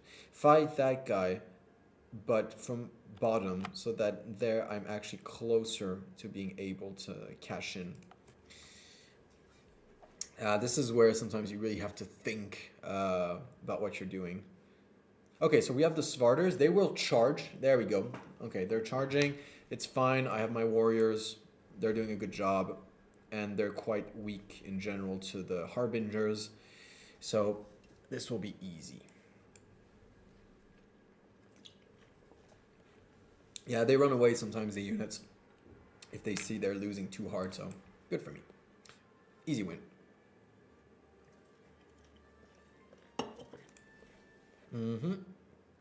And level up. Yay. All right, let's see what I get. Ooh, that's good. That's a citadel. So this allows me to fortify. So I definitely want this. I will definitely want this. Good. And that's pretty much everything I can do right now with my turn. Yep.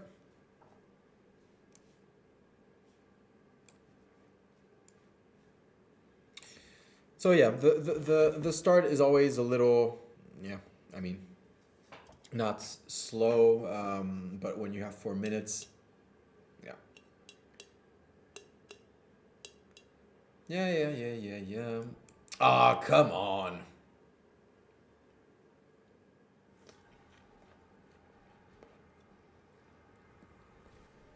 I can probably take it back next turn.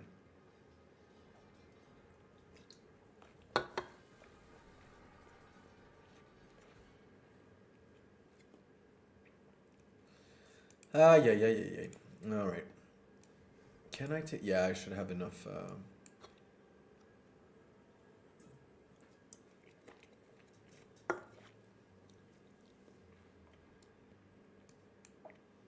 Oh, come on. Okay.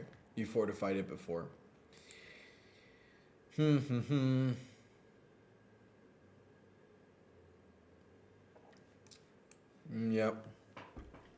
This is becoming interesting. I mean, it makes sense for me to share what my strategy is with you because, well, that's what I have to do on stream, on camera. But what I can say is that I might leave this alone for now because, I mean, I'm not a constructor. A constructor, so it's another type of hero from the old race. The constructor hero definitely needs building material, whereas for me, I don't need necessarily building material. I need him and gold for the Monodica, if I'm not mistaken. So either I abandon the mine for now, and then I come back to it when the enemy has their back turned, or I expand in another direction. So it's kind of a little hard to do. Yeah, the Triune. So the Triune is the third class of heroes for sure, and they are summoner type. So summoner type, if you protect your whoever it is that you're summoning, yeah, that can become let's say if the battle drags on, summoner type always win because the enemies just keep coming and coming and coming. So it's yeah, they can be very, very dangerous. All right, how many units are there? 1, 2, 3, 4, 5, 6, 7, 7. Okay, and I have 1, 2, 3, 4, 5. Yeah. What would be good is if I could get a second hero. That would be nice. That would be very nice. Tricky, tricky. Tricky, tricky.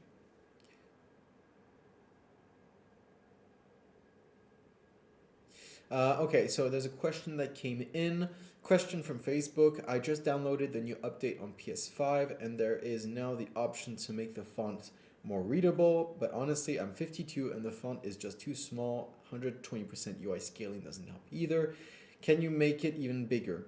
So, I mean, we can always make it bigger. The thing is that making it bigger, it requires then completely overhauling or checking that the entire UI does not break. And you know, it's in an ideal world where we have infinite resources, infinite dev, etc. Of course we would do it, but we have to make choices. So right now I can say we won't address this now. I'd rather be completely transparent and honest about this. But we definitely have it on the roadmap. Also, if you're playing on PS5, you're on the console, so you're probably on your couch, a little further from the screen than on PC. Yeah, I don't know. I really wish I could give an immediate solution. But to be honest, I think for now, the solution is from the outside, meaning maybe get closer to your TV. Yeah, that's really all I can recommend. Check your prescription also. I mean, your eyesight. I have to do this actually. I think my eyesight has gone slightly downwards lately. So, yeah. Apologies, we can't address this right now, but it's definitely something we keep on the radar. Because I don't know who, if whoever asked this question saw the survey, but our audience to be completely transparent with you, our audience right now is 90% PC.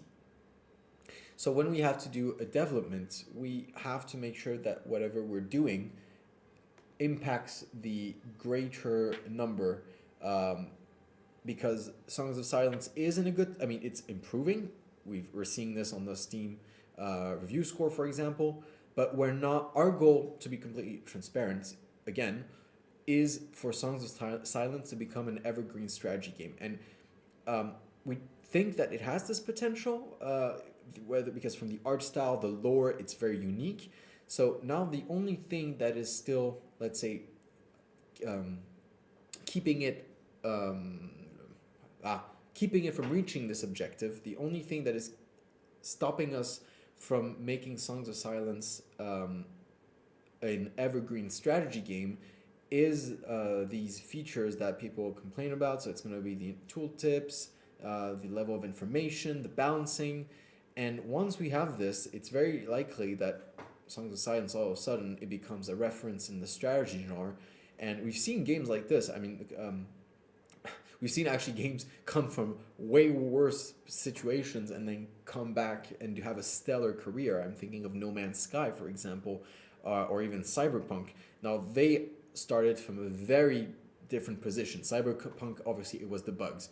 No Man's Sky, it was, I mean, I don't know if it was an Unknown Studios, but at least that was their first break title. I can recruit a new hero. Interesting. I think I might just do that. Yeah, I have gold. Yeah, okay. Ooh, Erudite, Monodica, or Constructor. That's a tough one. So Monodica, I already have one. Constructor obviously has the capacity to build constructs, so these huge golem-like structures, which are very powerful. And the Erudite, I'm not too familiar with the erudite actually, but I know he's quite powerful. I'll go constructor. I played constructor in the past. I liked it. Might as well just stay with the stuff I know for now. Good. What do I do? Do I have the constructor fight? Okay, I have no gold already. That's one thing. If the constructor, yeah, okay, he would win for sure. Gain some XP as well. What do I do? What do I do? Okay, first I at least need to cash in the loot wagon, that's for sure. So I'm gonna take in the loot wagon from this guy and have the constructor cash it in. Not much, but still, it's something. Oh, I could actually go and get that area there. That could be nice. So the constructor could fight there. Yeah, actually, let's do that. Constructor goes down.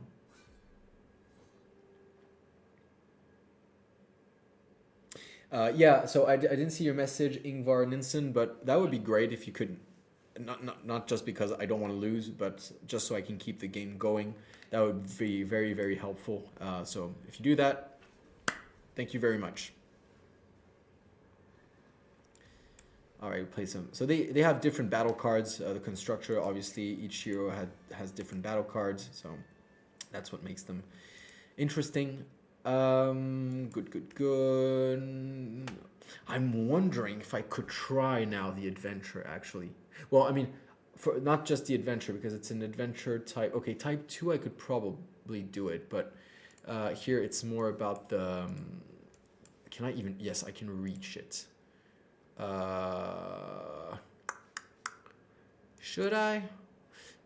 Maybe first let's secure my area in the vicinity, or I can do that afterwards.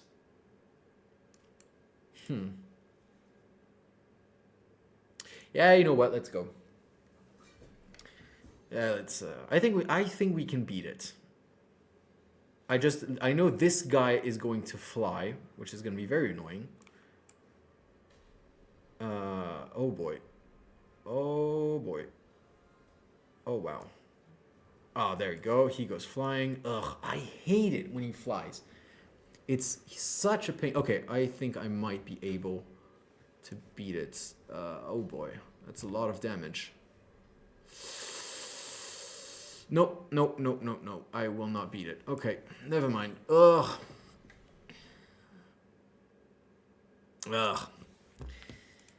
That hurt. Did I lose you? Okay, I did not lose entire battalion, so that's good. But yeah, obviously you just saw.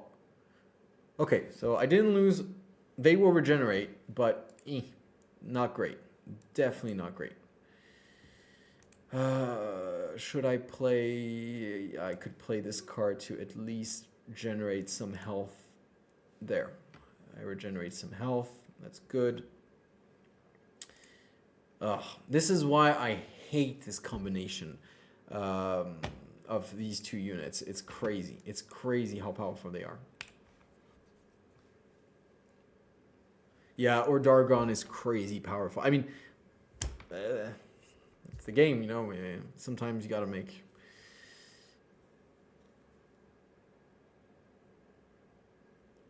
Crossplay. Okay, crossplay for with PC. Yeah, so unfortunately, crossplay between PC and PS5.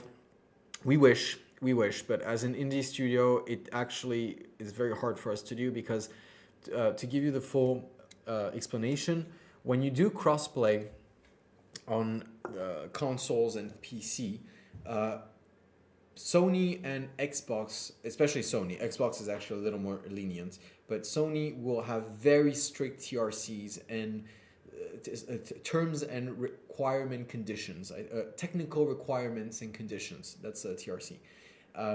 And to get then to the game to that level where it meets the TRCs, so it's technical stuff, validations, there's really a bunch of things. It's very technical. But for example, just to have the game Songs of Silence on console, it took us, in terms of man days, I think it took us 2 months. So you have to imagine there's not only one dev, but it's as if one person worked for 2 months on just that. And for us, for an indie studio, well, then it's 2 months where we're not building, I don't know, features or content. It's just a functionality. And with crossplay between PC and console, that would have made the man days even higher, and to the point where it just isn't financially feasible. Now, again, if Songs of Silence does really well and becomes this evergreen strategy game in the future, and there's a high stable stream of income coming, we would love to make it cross-platform fully. It's always trade-offs between what we can do, what we should do, what makes the game better, what makes it more accessible to people. There's a lot of moving pieces. Making video games is difficult. It's hard fun. I'm doing this specialization to actually learn. So I'm very curious about I want to learn about the industry overall. So I started in marketing, then I went to project management, then I learned a bit about game design, and now I want to go more into the production. So I'm doing this specialization to learn about Unity and making games in Engine. And yeah, it's the first thing they say about game development is it's hard fun, and it's very true. I think it's a very, very on point quote, I would say. So yeah. Okay, so now that I got my ass whooped by the Ordargon, but thankfully I retreated, yeah, I will probably go and secure that location. Maybe it makes sense to see what's going on over there, I don't know. Maybe explore further down. That's the perk of having two heroes. Now one can go scout and the other can actually do some consolidation of the realm. Let's see. Many possibilities. And we have about 1/4 still of the map unveiled. So I don't know if people have started fighting already. I'd be curious to know. So if in the chat anybody has already started some fights, let me know. That would be very nice.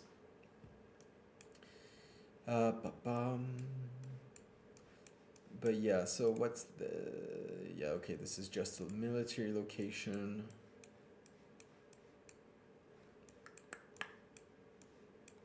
Yeah. Okay. So let's go a little more while we wait for the turns to pass about the... Where's my constructor? Just so we can go and see the perks he has. All right, here's my constructor. So the constructor is quite tanky, 20 health points, that's quite a lot. He has the leader perk, so friendly construct type units gain +2 power, that's nice. I don't know when I will be able to show what a construct is, but hopefully soon enough. Trample, so yeah, trample, like it says, it can hit up to 4 additional enemies. Can I increase the text size from here? No, I have to get out. That's what I thought. Oh well, I should have done that to show you people more easily. Yeah, armor 2, so 50% chance to ignore incoming damage. That's oh cool. My turn. So like I said, okay, those guys, they're already battle ready. Great. I will not go and tease them again. That makes no fucking sense.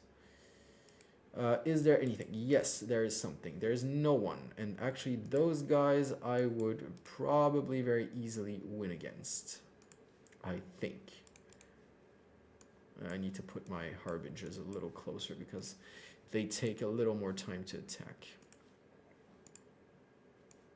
But the thing is, if I conquer it, is there an adventure? Okay, there is an adventure over there. Ooh, type 3.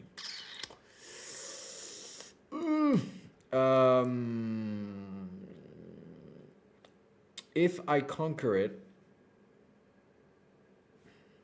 I might not be able Uh,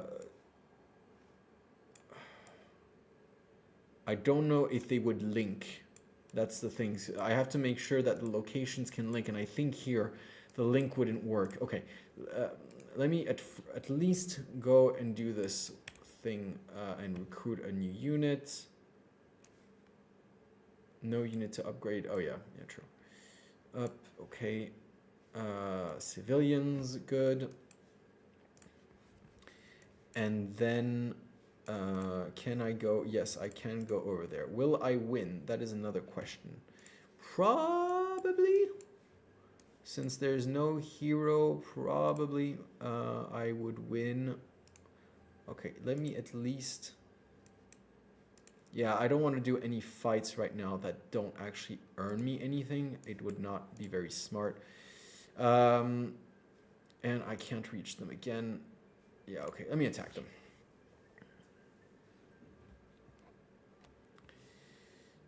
Oof, okay. What happened? What happened? Okay, so yeah, I like these guys because they're very powerful. So that's actually quite nice. And the battle cards of the constructor are also quite mean. So that's very nice. But I really hope that he wins.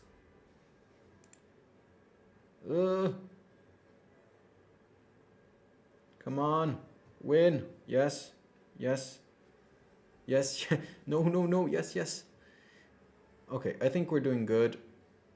We have a few... What are these? Warriors, civilians? What is this? Okay, that's good. They're stunned.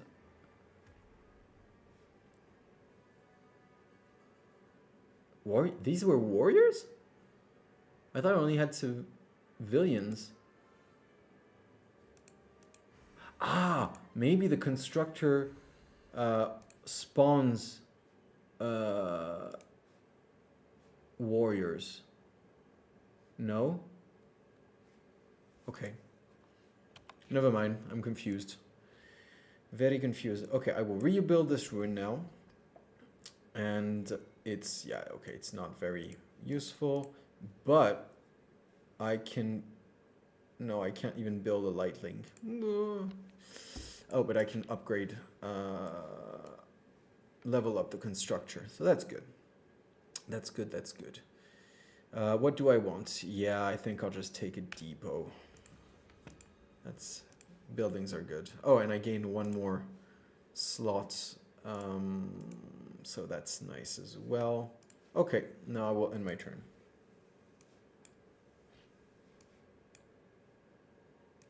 Ooh, I forgot to upgrade. Oh, that's not smart. So that's one thing. With Songs of Silence, you also upgrade your locations, and I just realized that I could have upgraded this one. So that is not smart. That's actually one of the things we would have wanted to look into. Also, to have a ping when you can upgrade locations. That would be nice to not forget. But yeah, that's on the roadmap in our list of possible improvements. Why can't I speed up battles in a multiplayer game? Good question. So it's true that you can speed up battles in single player skirmish and the campaign, but that's because you're playing alone. If you try to speed up a multiplayer game, then you start having some weird edge cases, which is like, okay, well, you can speed up the game, but then does that mean that the game speeds up, the battles speed up for the other? And so the machines have to synchronize, and long story short, it becomes very tricky. It's not impossible. It's like doing real-time simulation, but it's very tricky, and we think that there's a lot of edge cases, and it could very easily break the game, which I won't get into too much technical details, but is... Yeah, basically Songs of Silence is a linear simulation. So it's like, imagine a one-track train, and then things have to happen in sequential order. And the thing is that with multiplayer battle speed-ups, that could break the simulation. Again, it's not impossible, but it would be very, very dev heavy to the point that we would have to work several weeks on that, and the benefit would only be for multiplayer people. So it's to say still some people, but since players, a lot of them play in campaign or single player skirmish, it doesn't help the greater amounts. So as always, trade-offs that have to be made. But yeah. Okay, good. So this is really the this area on the right. Nobody wants to touch it. Between the Dark Tower of Death and the Adventure right next to it. I mean, probably somebody would want to do this area, the Wildwoods, because they produce actually quite a bit of building material. But you have to conquer the location and do the adventure, and since it's an adventure 3, so if I go on the location, I look at the perk, it means that it's likely to be quite hard. So probably not an early game adventure. Very interesting probably for the late game. Early game adventure, might be a little risky. And I had already my fair share of risks by trying to attack this Dark Tower here, so yeah. They have a loot wagon then.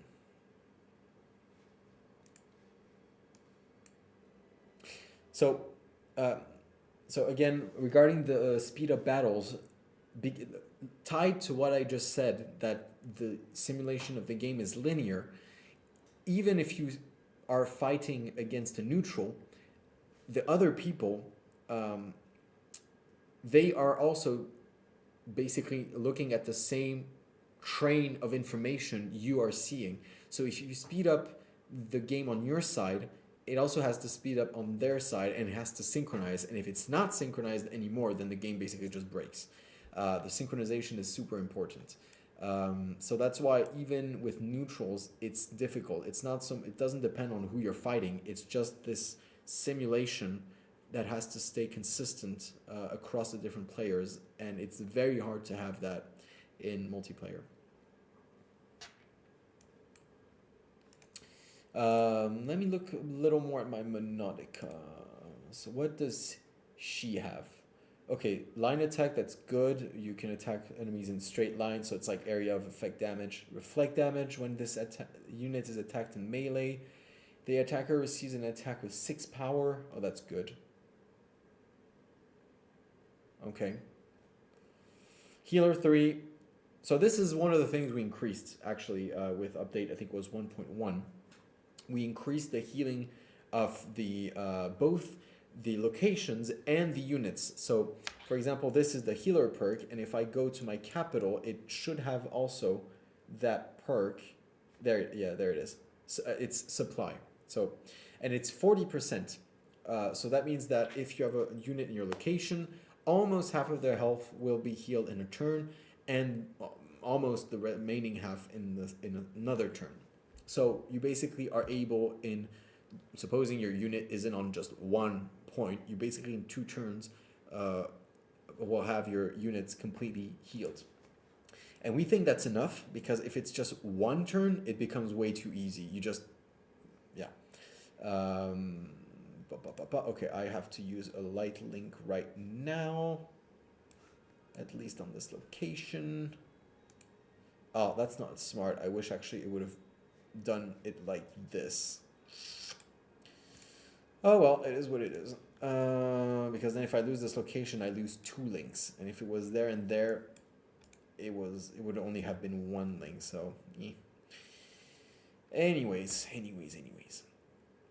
All right, I will of course have to leave that unit in there a little, because the constructor is quite weak at the moment, and I think I need a little bit more melee, so that should do the trick. And with these guys, what should I do? Oh, can I upgrade my location actually? No, 35, damn it. Still don't have enough. Okay, let's go. Is there something to explore on that side? Yes, no. I'm scared that if I go too far, I will encounter something that I'll be like, whoops.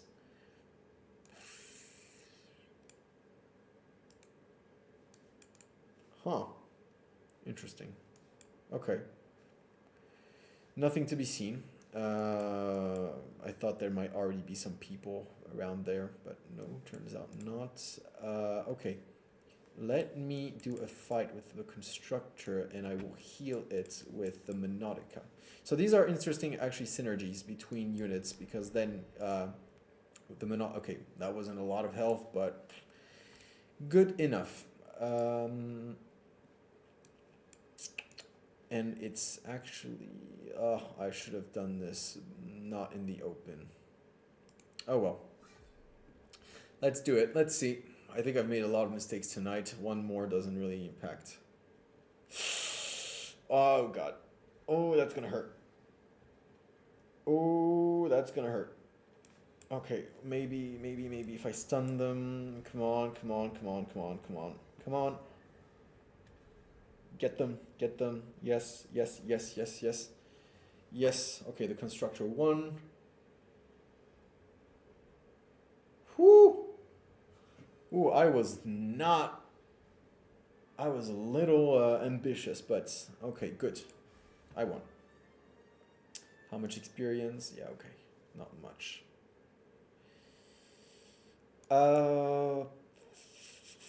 Alright, then I have to end my turn. Alright, is something happening near me? Not much. Okay. What? Oh, come on. Who is this? What? Where did these guys come from? What the hell?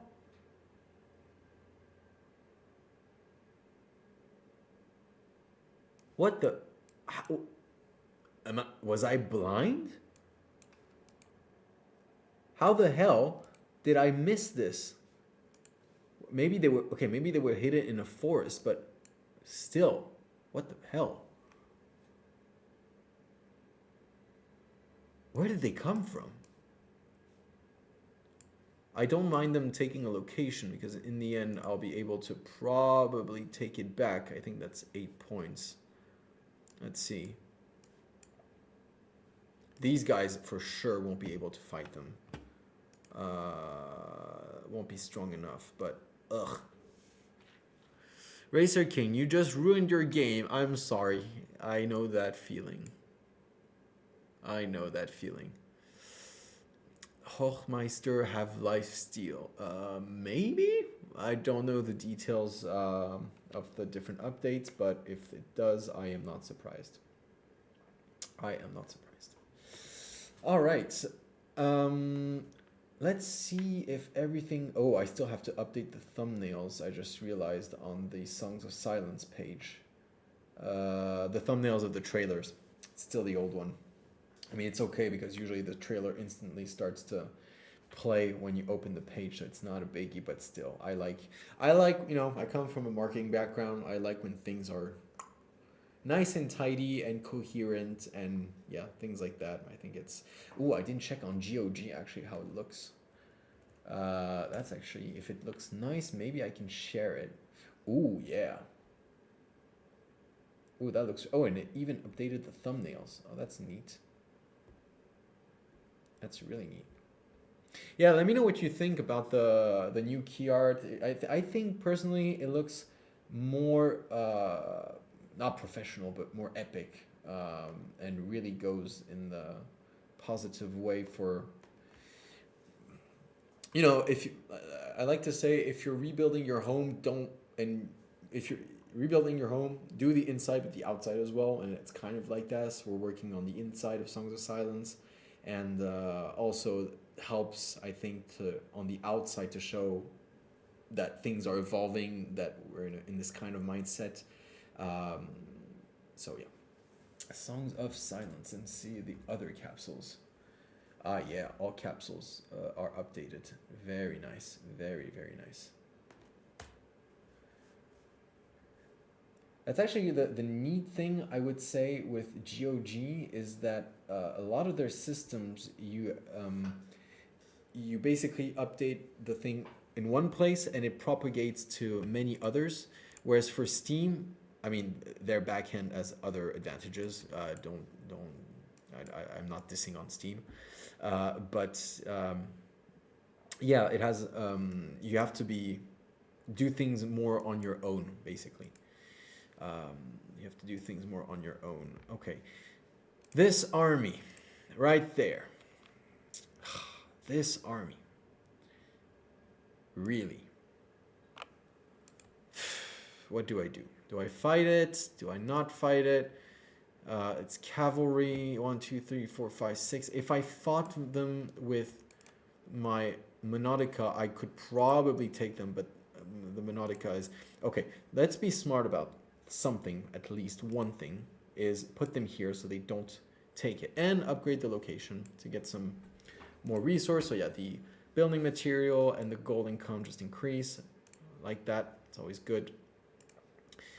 And let's maybe... What do I do? If I want to fight them, I could... Oh, I can take 5 units now.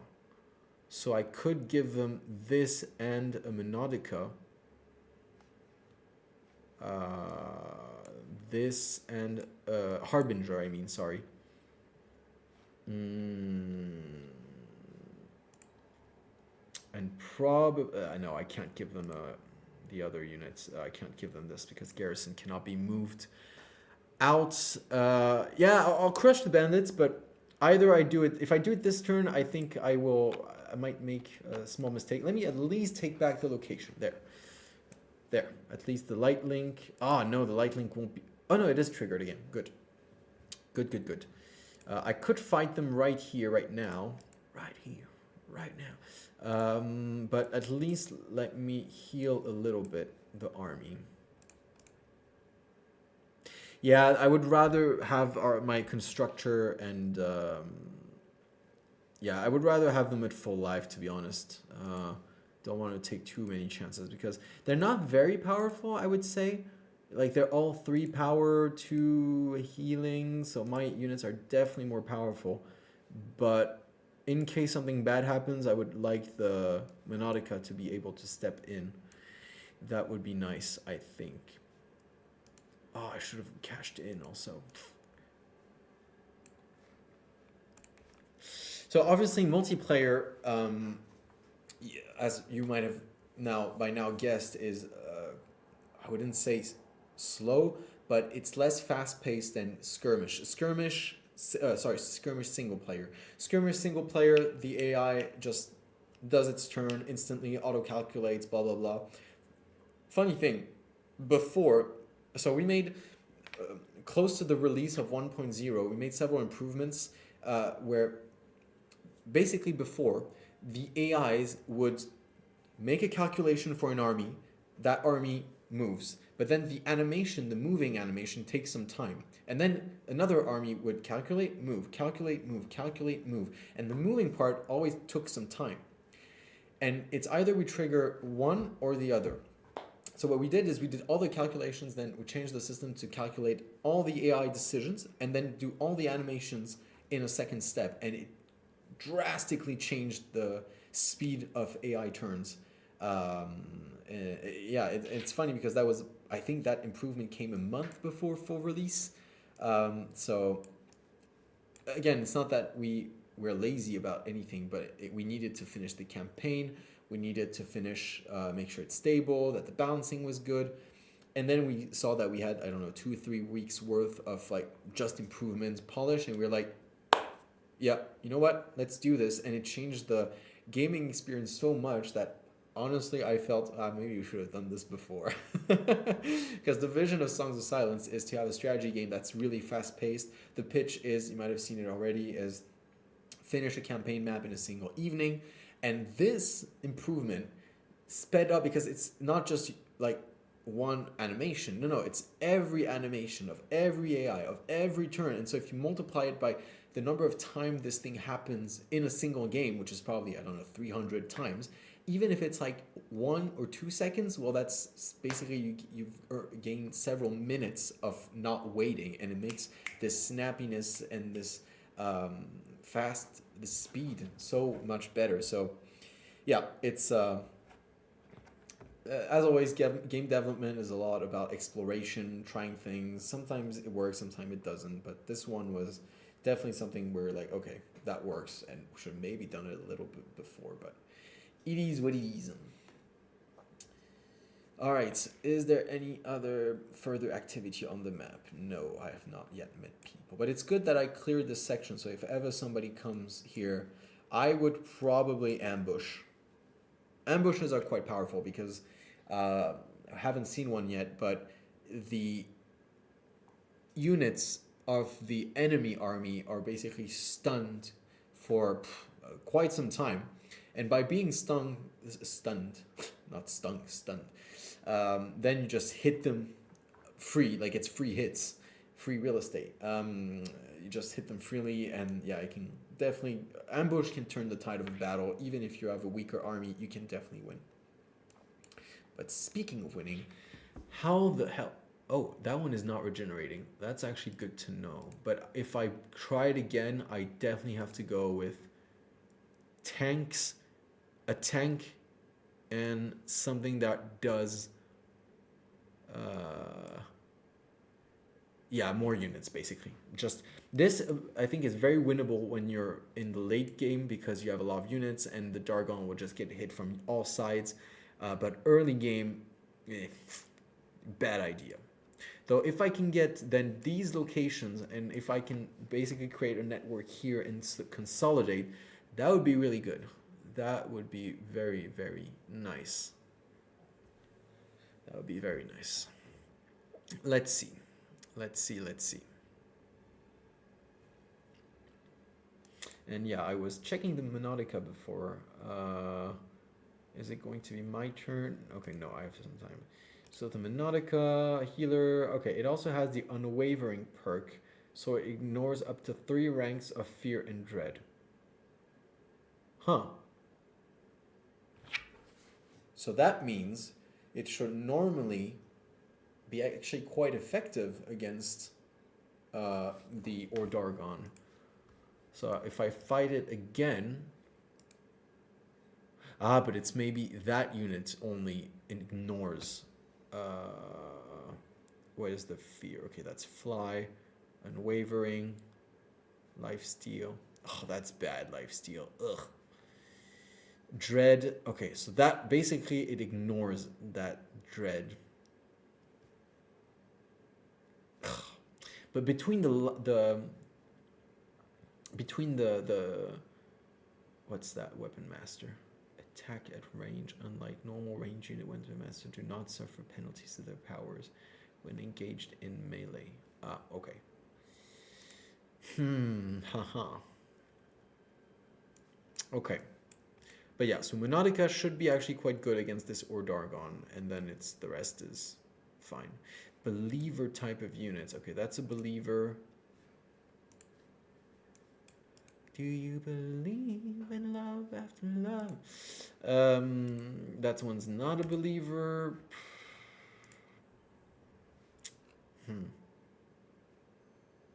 It's frustrating because I don't have many recruitment options. I know that in the late game, the old race definitely is stronger. But right now, a little difficult. A little difficult. Okay, it's gonna be my turn soon.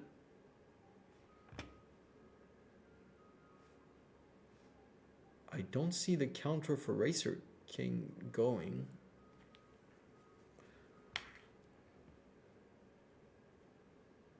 I don't see the counter, and I don't see... Maybe there's a battle ongoing, I don't know. But Racer King, let me know if you're still there, or because if there's a bug, I would rather know sooner than later. Oh, I forgot to open Discord.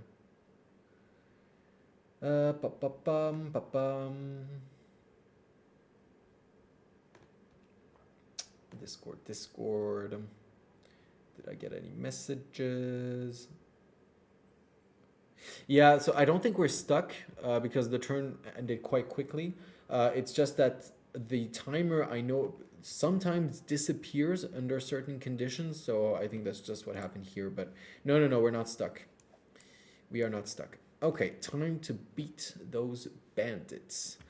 And do I? Yeah, okay, I can recruit, but is there a civilian unit over there? No. Meh. Okay, then what I will do is I will fight with the Monodica because the Monodica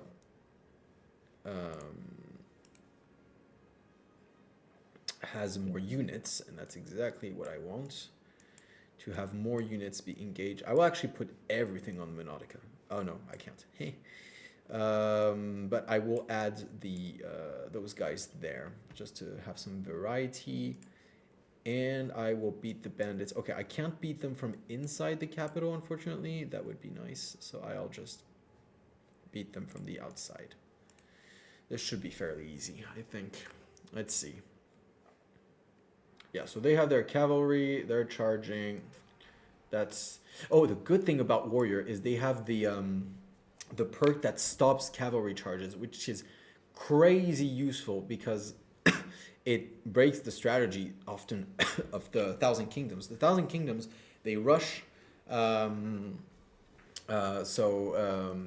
they rush. They do a lot of damage to units on a wide area in the beginning, but then if you block them, it's actually, and you keep them at bay, and you can, I don't know, hit them with ranged units, and it becomes very, very potent for them. So this perk. And how did I summon last time? Ah, maybe it was a battle card. With the constructor, it was I think maybe a battle card that allowed me to summon the warriors. Now that I think of it. Okay. Do I get a battle card or do I get... Well, I'm not fighting a lot right now, so it would make sense that I get another strategy card, I guess. And I get another unit slot. So this is becoming interesting. The Monodica is actually getting interesting now. Okay, it's gonna heal. I'm gonna use the constructor for the... Oh, and I can actually that's, I think, what I'm going to do. I'm gonna start using the constructor as my supply line, and yeah, that's actually a good idea because then I have a lot of attack power and I can cash in stuff quite quickly. Smart. I could even recruit a third hero. Haha. Is that worth it? Currently, not really. The thing is, I'm starting to have quite a bit of gold, and if I don't use it, it doesn't make much sense.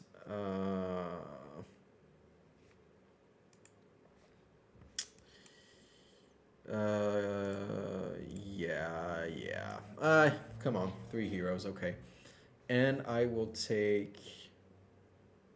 Yeah, it's like the Rogue Prince, you know, a little diversity. It's always good. Okay, obviously the Rogue Prince can move. I have a pact with whoever is on the top left to not engage. It would not be very fair, I would say. Okay, I only have a few seconds left. So what makes sense for me now is maybe to recruit maybe a civilian, I guess. Because I'm gonna need them anyways. What card does he have? No, he doesn't have cards. Okay, let's just recruit a civilian then. And there, that will end my turn. Yes, good. So let's look a little bit at the Rogue Prince. Very different style of gameplay, Rogue Prince. Very, very different. So the hero itself here, quite a tanky unit, I would say. Leader perk for rogue type of units, so that's interesting. Attacks hit up to 4 additional enemies. That's trample. That's interesting. Oh yeah, fast. They move fast. So if there's only fast units, they can move very quickly across the battlefield. Unwavering ignores up to 3 ranks of fear and dread. So that's also the Monodica that has it. Pillage. So increases gold rewards by 100%. So this is really nice because you're going to be earning a lot of gold. And if you have, for example, the Thousand Kingdoms, they have a very gold-driven economy. So having a rogue prince can be, on the long run, very, very useful. Oh, I just realized I did not have the music on for a while. Huh. Oh no. Okay. Let me know in the chat if you could hear the music in the background or if you've just been hearing my voice from the beginning, because the desktop audio mixer tells me that the sound is very low. So, and I was sure that I had increased it. Oh well. I don't want to blast it either. So, okay. Vogelfield Infantry. Vogelfield Infantry. Yeah, so they're quite... I see you, Ilchin. Thank you. Aye. So, I'm very happy that you're here, by the way. So, I'm pretty sure a lot of you remember Ilchin. She was with us some time ago and handled usually the streams on a very regular basis. So, was the face of the game for quite some time, and she did a great job. So, all right. So, still no one. Okay, no one around, but I should really consider now. Yeah, the Monodica. I should really consider going that Dark Tower, I think. Even if I have to hit it with multiple heroes, that's also a strategy. Now the question is, how do I hit it? And also, with which hero do I start? Yeah, that's a good question. That's a good question. Okay. Let's see what the Rogue Prince has in terms of cards. So he has Concorda Haven. That's a strategy card. It's a building upgrade. Light Link, that's for old race, obviously, and then just battle cards. Okay, so nothing that would be of amazing use for me at the moment. I really wonder what's happening down there. Next time, for sure, I will put on the fate. What's it called already? Oh yeah, Mist World. Wait, is it Mist World? Or it's Clear Sight. I know it's Clear Sight. Mist World is a fate where the fog of war comes back down all the time. Are you winning, son? I would say I'm not losing, which is good for now. No, I could have lost probably very early on, but who was it? Ingvar Ninsen. So I think it's Kotor. Wait, what are the different people here? No, it's the Racer King is Court. Sorry, I say Kotor. Okay, that's a really old game. So it's either Court. Yeah, it's Court. Yeah, it's Court. So that's Court. We have an agreement where so the stream doesn't end prematurely. That he not attacked me, but yeah, he had the Thousand Kingdoms. He had basically, I don't know, 4 bull units, 1 wild, and it would have completely wrecked me.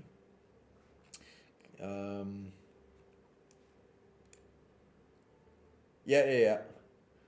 Courts, I know. But yeah, I have 3. I mean, the status. So I have 3 heroes.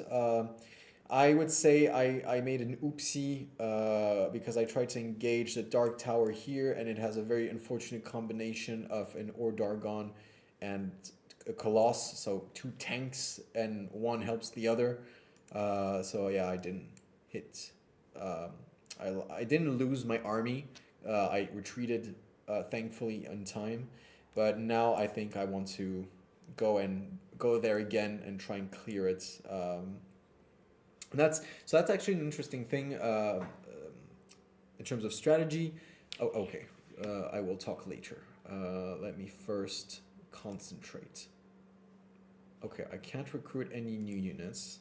That's fine.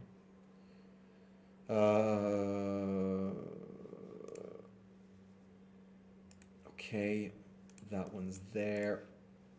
Let me put that one. Okay, he can reach, so that's good. Let me put him just outside there. I don't think there's anything for me. Oh, that's good. There's nothing for me, I would say, to take from my capital. So I can just... Ooh, but do I add another building upgrade? No, but I would not be able to recruit anything, probably. What does this do? Okay, it adds supply. It's a depot. It adds storage. And lots of summon transport construct, acquire building material. Not great. Probably that a constructorium. But then for sure I'm not able to recruit anything. But it would be interesting because I do not have a constructorium yet. Oh, come on. You know you're gonna get there.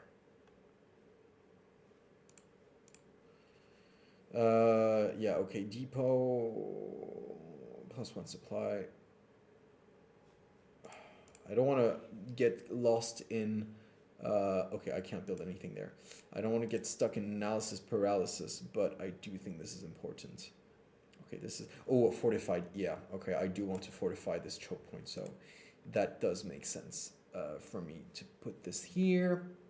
Okay, so I will hit this army, but I first want to hit it with the constructor. So because he's tanky, so there's that. Okay, and I can't take any more, then I will definitely rather put this. Yes. Okay, that seems reasonable. Let's see what happens. Oh boy. Let's go. Okay, there's the fear thing going on. Oh, yes. Oh, that's going to be good. Yeah, those ones are doing... Now, I'm not going to use my battle cards now because I know that thing exactly. There we go. I knew it. I knew it. So I'm just going to bombard it with stuff. I'm going to bring my harbingers over there so they can help. Come on, just die. Yes. Yes. We got this. Damn, they're powerful. That's a good thing with constructs, and especially because I'm using the constructor hero. They are crazy powerful when they put together. So right now, I cleared the tower, but I do not have location ownership because I still need to fight the adventure if I want to get it. Camp. Okay, and camp army is good. Unfortunately, okay. Can I... Okay, 58 seconds. Think. Do I regroup? Yes, I should regroup. Okay, I regroup. I give them... Okay, I lost a unit of these. And I gained... Okay, and I gained the slot. So let's do it like this. And I will heal the army with the card. So now the health... Okay, the health is basically back to before. That's good. I think we can play the adventure. Ah, yes. Woohoo! Oh, this is going to be good. Yeah, okay, so that's actually a really tough enemy. But I think we have enough power that we're just going to wreck it. So that's good. Yeah, easy peasy. Done.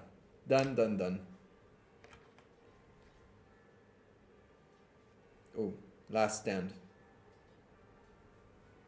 He did good, but not good enough. Ay. All right. Ah, I'm very happy about this. All right, so now this location is ours. Can we put a light link? We cannot. Okay, well then there's nothing much we... Oh, that one in the location at least.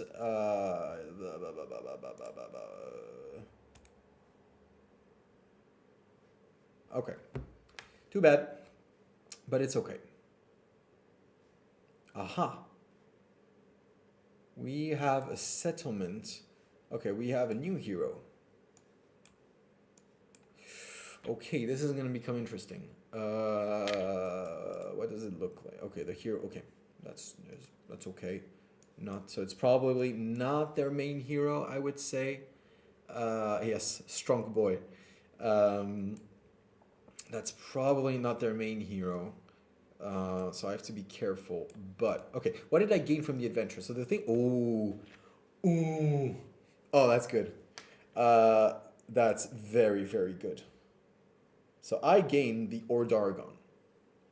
This is nice. This is nice for several reasons. First, it has the fly perk. So if there's ranged units, if I have an enemy with ranged units in front and I just send this guy, he will wreck them. Then there's everything tied to the lifesteal, the dread.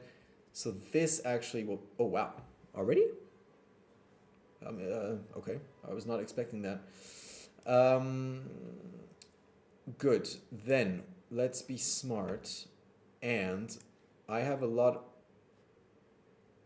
So we build a constructorium over there. I think it would make sense.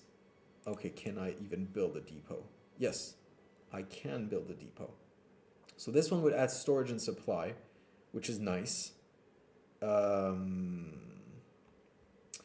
This is very nice. I have, yeah, a meh amount of building material.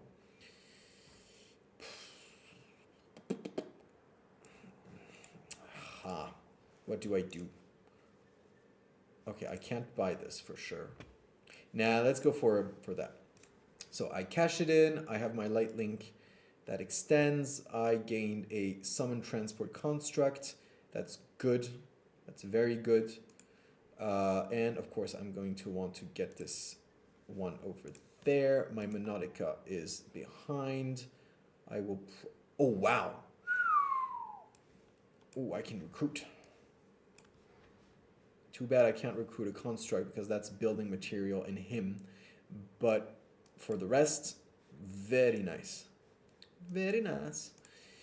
No, I have to keep a civilian over there.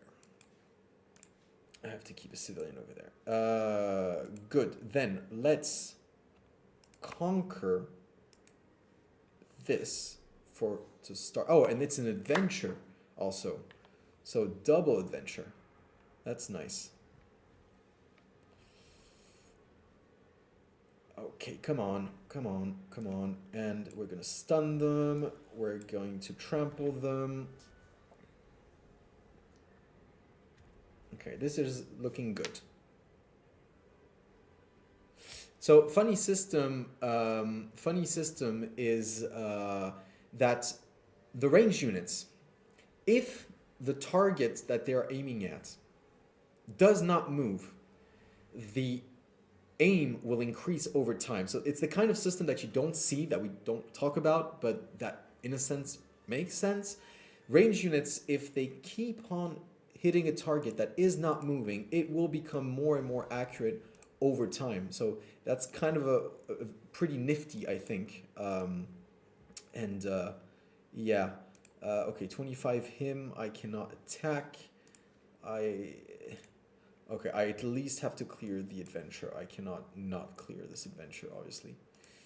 Okay, I can increase.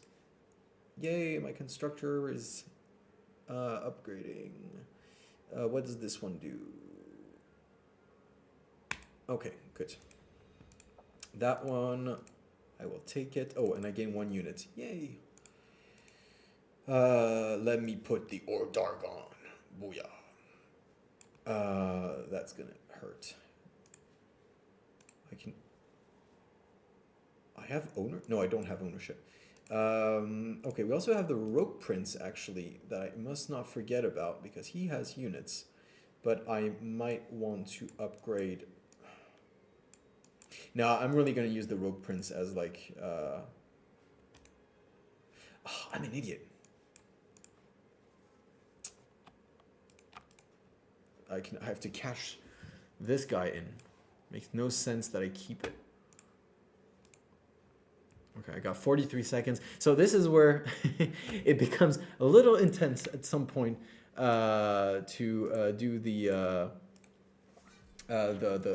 towards the end game. The turns really speed up. So yeah, okay, that's fine. I'm going to stop them. Okay, I should be able to beat them fairly easily. Yeah. Okay, this is really easy.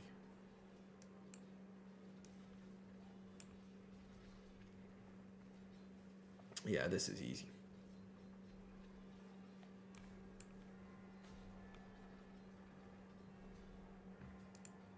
My Monodica is still there.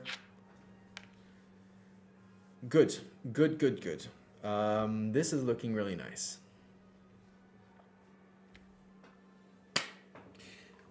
See, I think I'm at the tipping point right now of where the old race goes to, oh, I'm an old person sleeping, to, okay, I'm badass. Let's see if there's anything I can do now. I would actually play, oh, quickly. I'm gonna play this card to gain some building material. Can I upgrade a location? Yes, no. Ah, the adventure card. I have to play it. Oh God, this is intense. Holy shit. Sorry for the swear words. Oh my God, I'm not sure I did something smart. Oh boy. Okay, this is intense. What's the common thing between camping and battles? It's intense. All right, I'm gonna head out. Yeah, the Dargon is just gonna... It's just gonna go... 284! Woohoo! Okay, can I just quickly take the upgrade?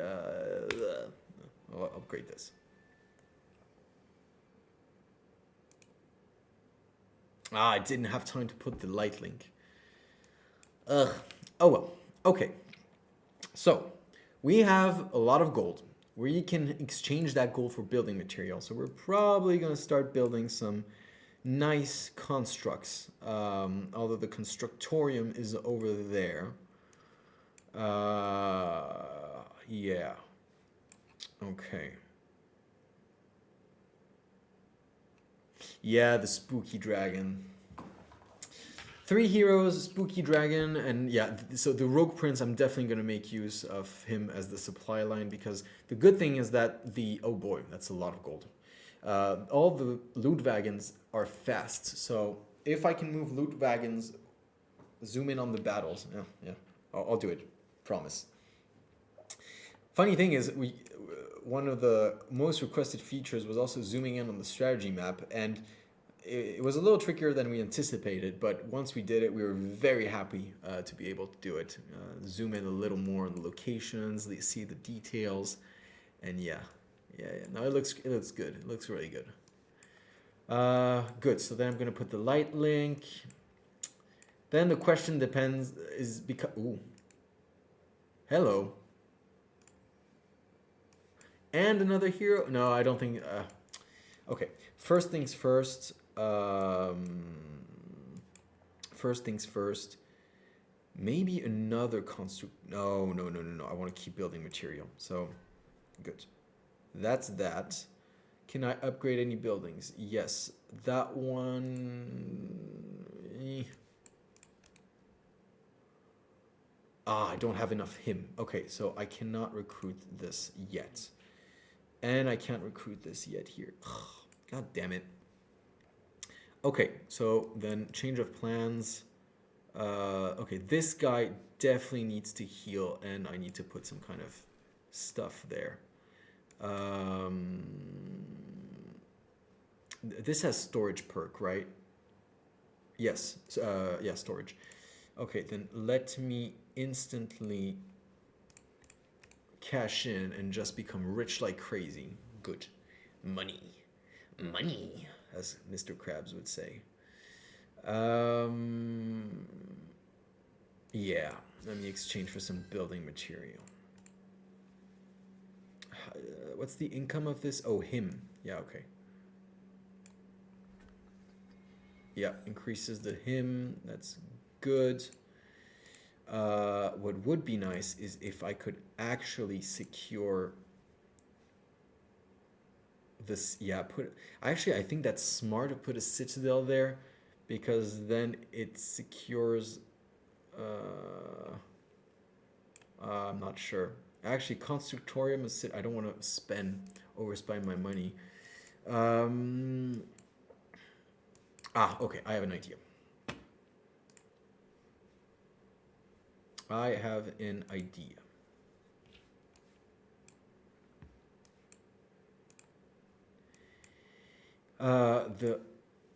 They would actually reach it. That's interesting. Yeah, but I don't want to lose my healing capabilities. So if I do something, I think it's smarter. Okay, don't get stuck in paralysis analysis, Quentin. Now's not the time. Need to make choices. Okay, I switched this unit. Ooh, knights. Silent knights. Oh, that's very interesting. Good.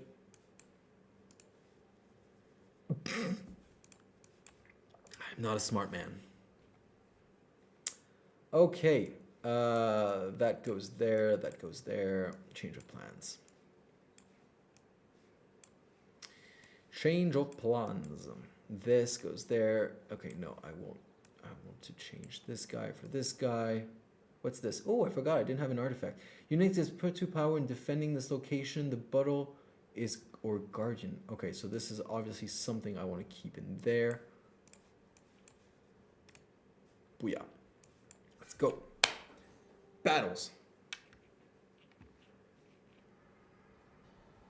Ooh. Oh, this is gonna hurt. This is gonna hurt. Call an ambulance, but not for me. Oh, the meteorite. That's a nice one.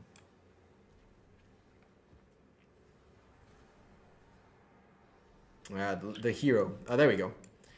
There is. Oh, that's a lot of zoom. A little too much zoom. Oh, quickly.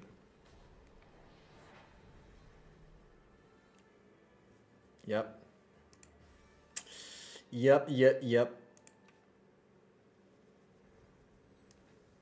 And just to be safe, now I'm gonna build a citadel. That way I'm protected. Can I recruit civilians? Yes, I have a bunch of gold. I can recruit even more warriors. It's good. Oh, I can upgrade it.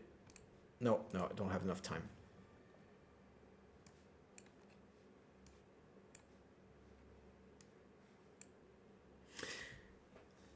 I don't have much him, though. Huh. You're welcome, Machin. I almost forgot. Okay. So this is interesting because it's now that it's fortified, it actually will act as my main outpost. And it's not an easy one to take. I would have liked... Does it have storage? Yeah. Oh, that's good. Okay. Really good. It brought me some fairly... Okay, that one. What's that one? Gestalt, Void, Celestial, Light Eater. Okay. I can recruit twice warriors. Interesting. I did not know I could do that.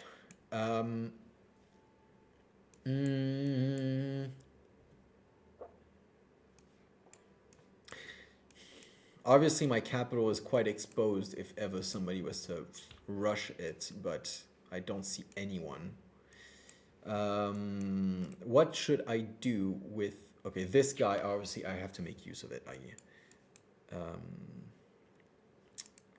Reserve. Units gain +2 while defending this location. The bonus is doubled if the location...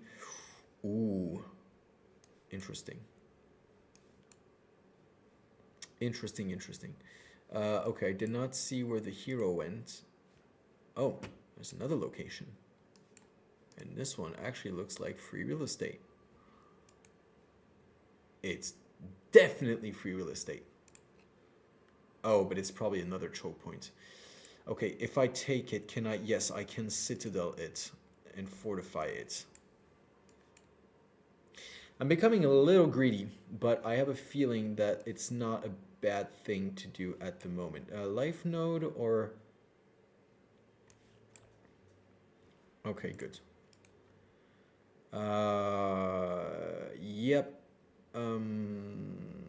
Might as well just recruit some more warriors. I don't think the warriors... Yeah, they... Oh, no, they do have the banding perk. So this is good, because then that means my warrior units are +1, +2, +3, so they have 7 power.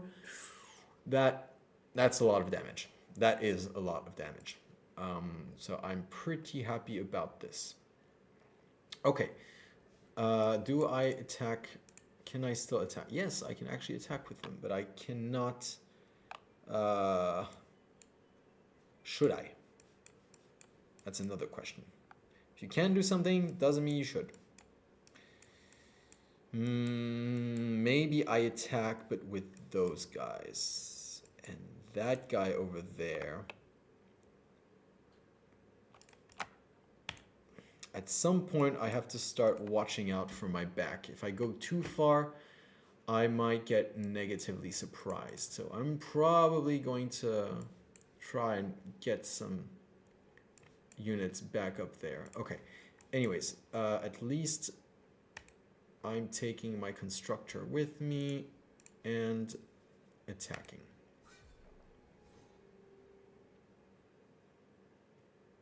Thanks, Night Out. Thanks for the good, nice comments.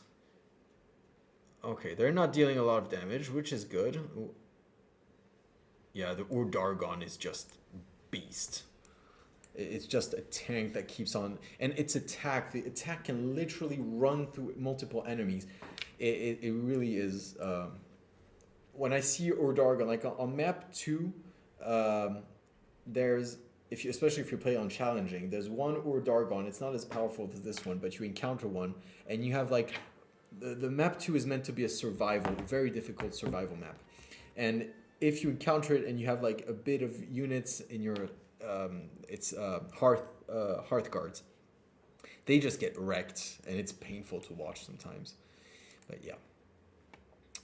Okay, let me upgrade them to warriors. They also need some warriors. Good. I can't do anything more anyways.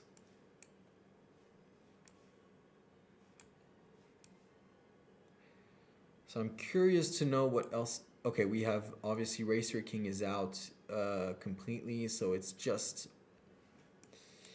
Yeah. Although, why is my... It's weird because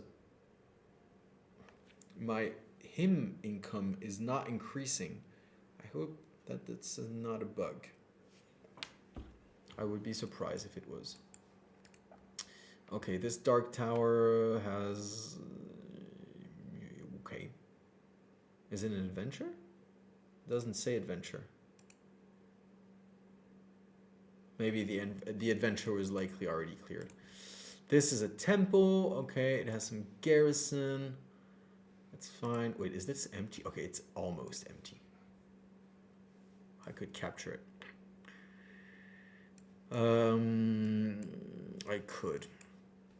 The thing is, now I have... This is where it gets a little tricky, because either I continue pushing, but I'm wide open here, or I go back. Maybe I can... I don't know if there's a link here, but if I could bridge, that would be nice. Yeah. Tough choices. Tough choices. Is it me or the... Oh, no, there was a battle. Okay. Never mind. military location. Location. This yeah, this would be good to take at least just to bring down their stuff.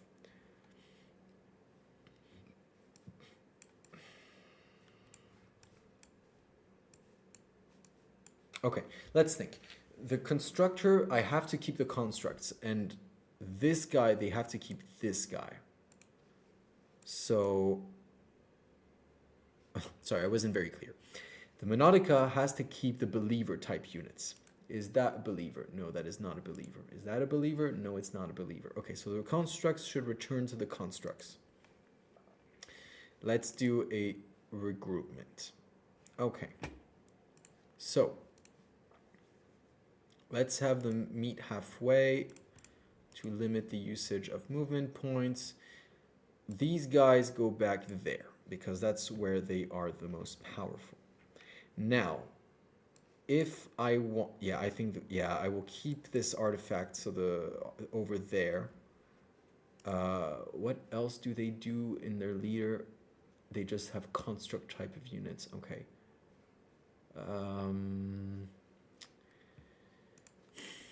What do I do with my silent knights? That's kind of the thing I'm not sure about.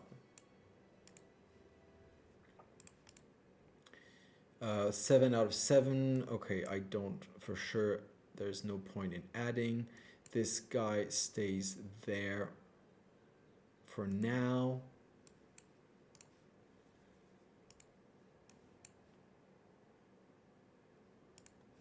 Okay, I will take the Dark Tower. Easy win. Very easy win. Crazy easy win. I almost have pity. Almost. Oh yeah, 16 gold. Not much. Oh, level up. Nice. I will... +1 increases the power bonus from 1 to 2. That's not... Oh, that's very nice. Okay, definitely taking this one. Now that I have a lot of units that... Oh, and it gains +1. Oh, wow. Okay. If I'd known, I would have taken another unit.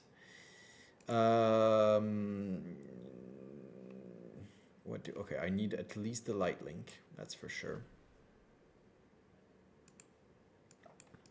Good. Any location I should increase? No, that one unfortunately not enough.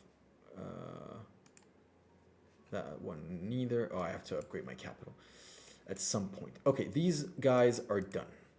I can't do anything more. Oh, I can upgrade this one. What does it bring? Oh, yeah. Yep, I take it.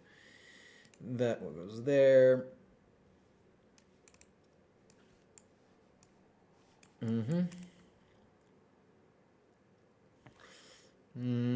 Oh, yes, that I would take. Some units. This is a ranged unit. It has no reason to be over there. Okay, can I recruit something elsewhere? I do not think so. It's gonna be the end of my turn and not to. Why am I not gaining garrison here? Come on, seriously.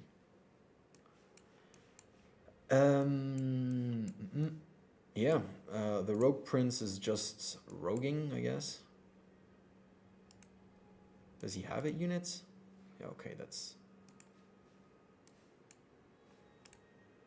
No, I could not take them for sure.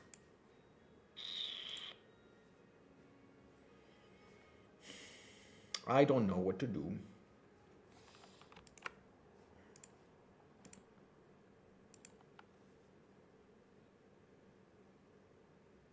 I can't even... Oh, there. Okay, I can hide him in a forest.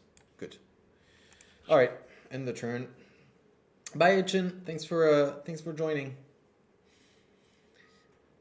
How many people are we? Okay, 10 people. Yeah, but I think we've been at a constant 10, which is actually quite good, I would say. Hope you're having fun on the stream. Again, if you have any questions, let me know about the game, the roadmap. Shared the player survey before.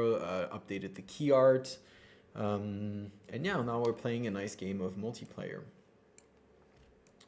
That for now.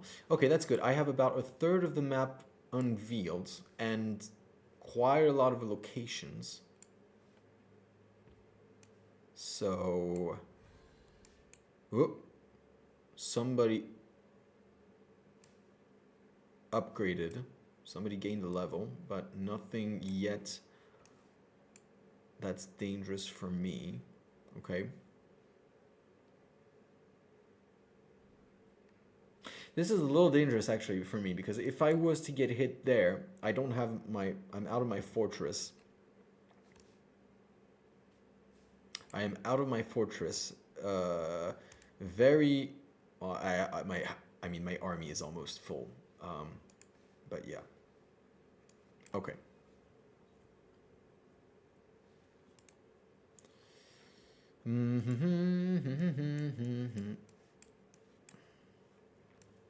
Yeah, I think now it's time to go more in the middle. I definitely have to stock up on construct. I don't want to break the let's say the agreement with court, because if I do that, I'll be the one looking bad. I will be the baddie. But at some point, I'm gonna have to go north. Not now. I think it's still a little premature. But at some point, I have to go north. All right. So, first things first. I could take that, but I really don't want to engage in a siege yet. Okay, I take them. Yep, that's a good. It's actually quite a nice battalion of warriors. What do these guys do?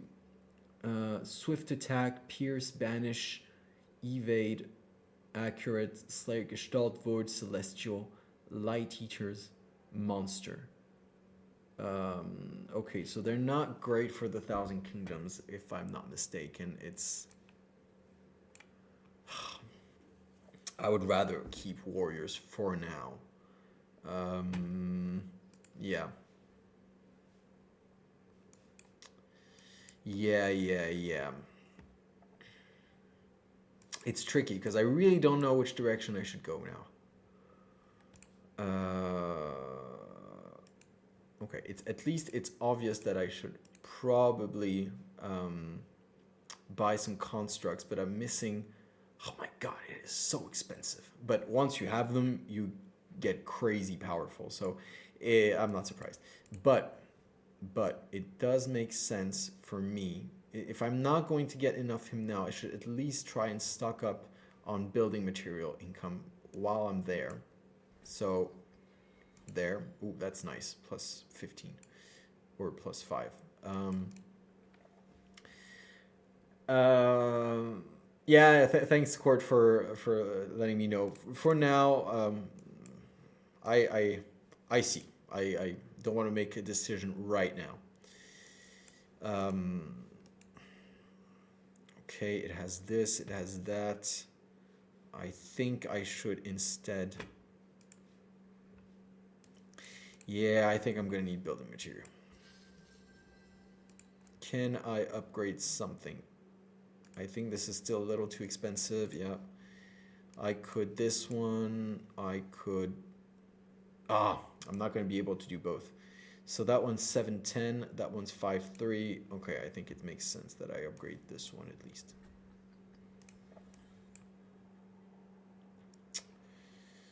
Okay.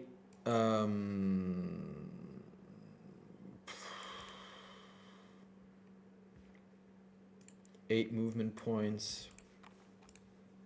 Yeah, no. Yeah, I'm gonna go over there, rather. Can I?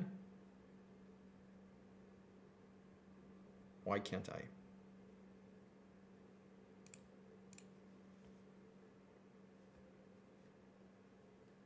I want to try and hide.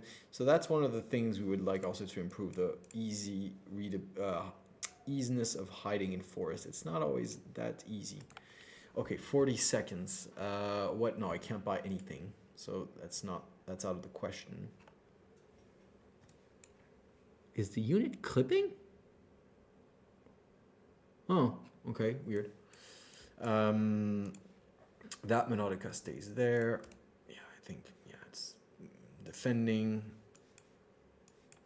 Yeah, I don't think there's much I can do right now. No, I have... Try and get some... Yeah. It's a little risky, but I think I really need to expand now. But will the light... Yes, the lightling. So the lightling does go across the water. In case you're wondering, the lightling for the old race doesn't care much about terrain unless there's something specific. It will tell you usually if... But we actually changed that. Before there was a barrier. You could not, under certain circumstances, you could not pass lightning if there was, I don't know, mountain. But we actually took that out. I think it was causing some bugs. It was notably on map 8. I think it was on map 8. So yeah, made this design decision to make things a little more lenient. But things are looking good. I still have no idea what my rogue prince should do, but given that none of... Okay, no, this has storage. Wait, does it have... Yes, it has storage.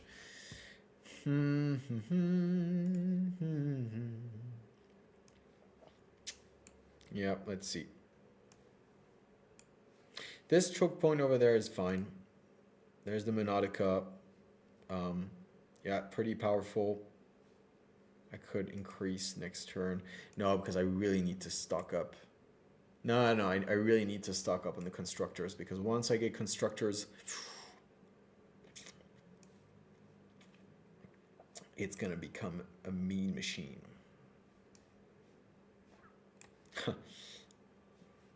But this one gives building material.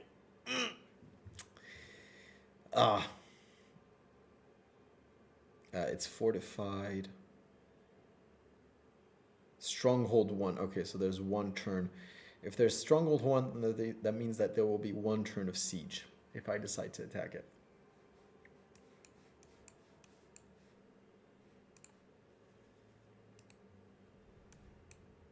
Oh. Oh. Nice. That's interesting. Oh, damn it. Okay, if I do this, I could get definitely ambushed by that guy. But if he does it, that would be stupid. I would kill him. Interesting. Should I? Yeah. Okay, let's try. A little rash, but why not?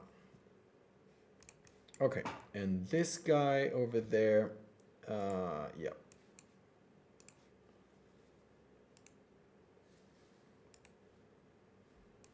Huh. Interesting. That location wasn't taken. Good. Okay, should I upgrade anything now? I have to watch out. I don't want to...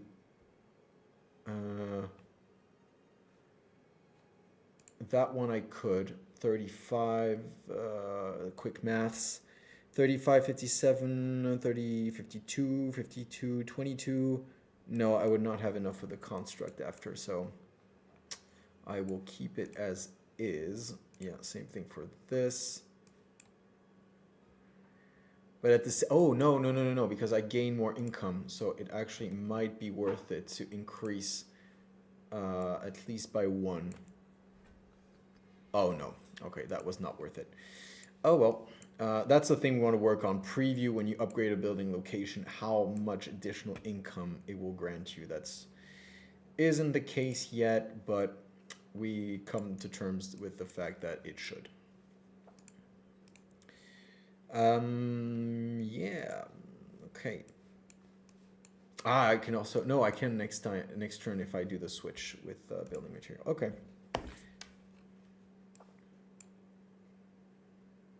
This is interesting. I like the setup down there.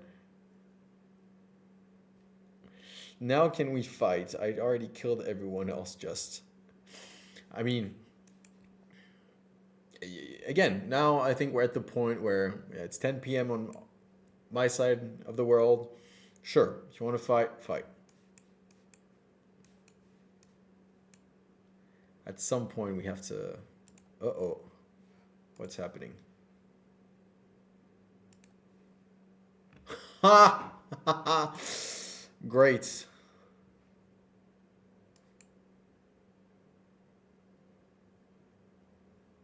I mean, I would at least take the location. Okay, no location.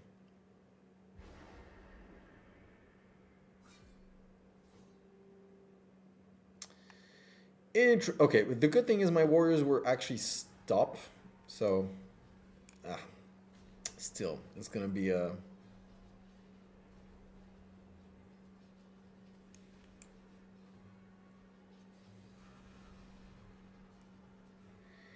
Yeah, this is not going well.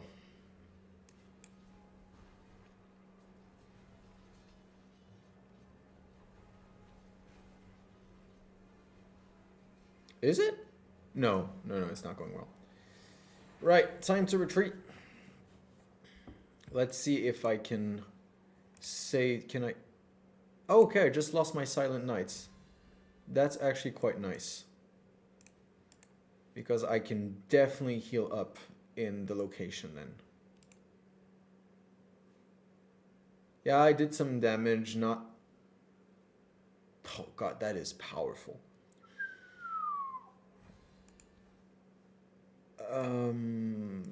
What's happening?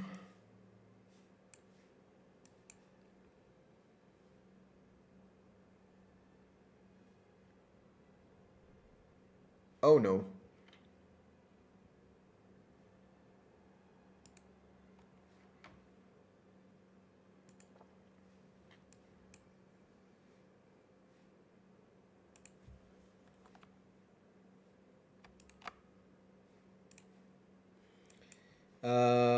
Okay. Interestingly, the fact that you use the card makes this location completely dead for another, I don't know, several turns? Yeah, 3 turns. So I don't have any interest now capturing it. So I'm just going to retreat. And of course, heal my army. Because why would I not do that? Okay, I'm getting garrison. That's good. I could recruit a warrior, or not fully. Could upgrade the location also. Okay, at least I'm going to get this guy. All right, this should be an easy win.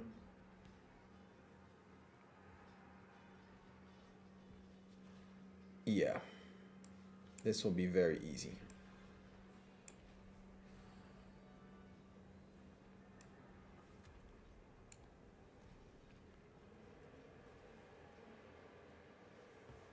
Yep.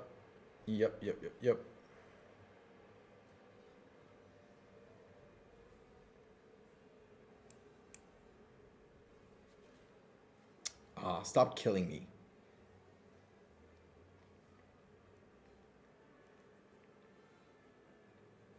Yeah, you did good, Court. Yeah, it was a good one. But of course, I'm going to retreat basically to my choke point because, yeah, it's where it makes sense. So what does this do? Increases the building material income. Okay, that's nice. Fortified. It adds fortified +1. Interesting. Yeah, I'm definitely going to take that.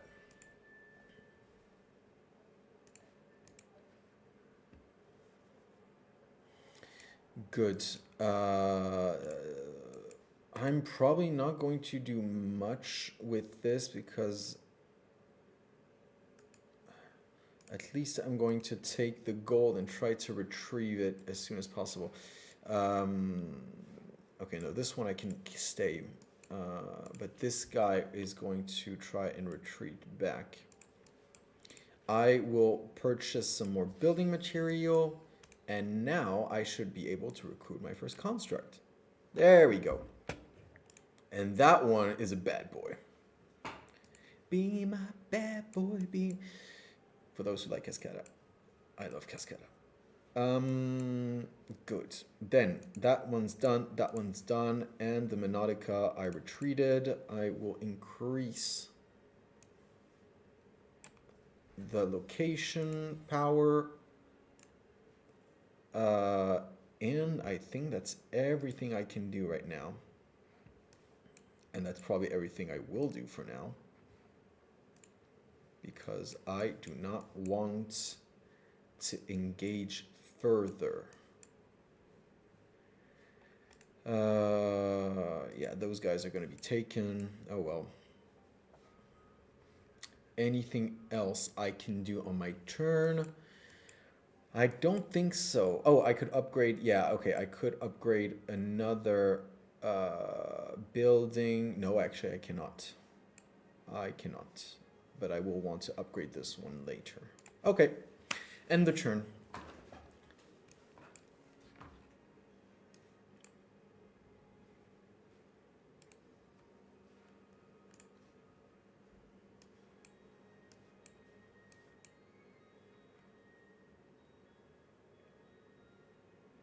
Yeah, stuff is happening over there. Exchange. Oh, wow.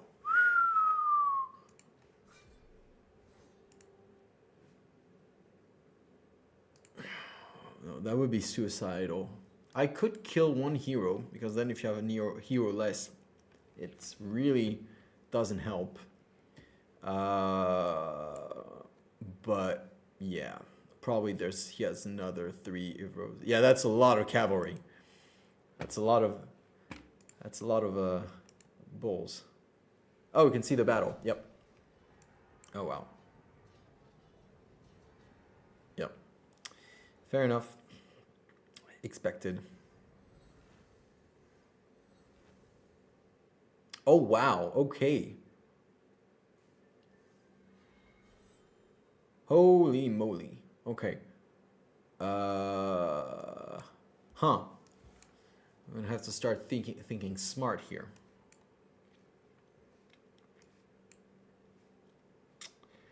Okay, only 2 people left.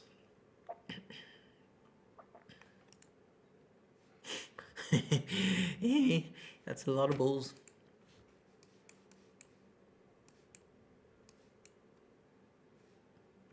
I wonder how the map is set up, if there's like a choke point or not.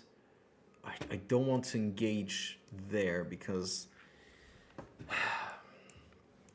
it's going to be difficult to maintain.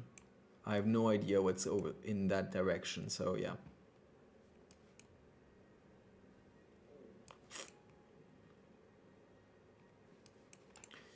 Okay, the warriors, that's good.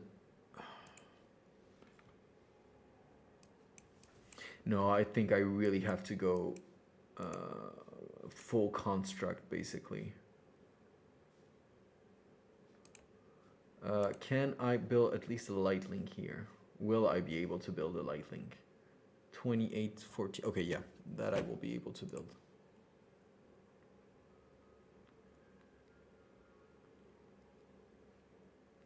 Doesn't make too much sense.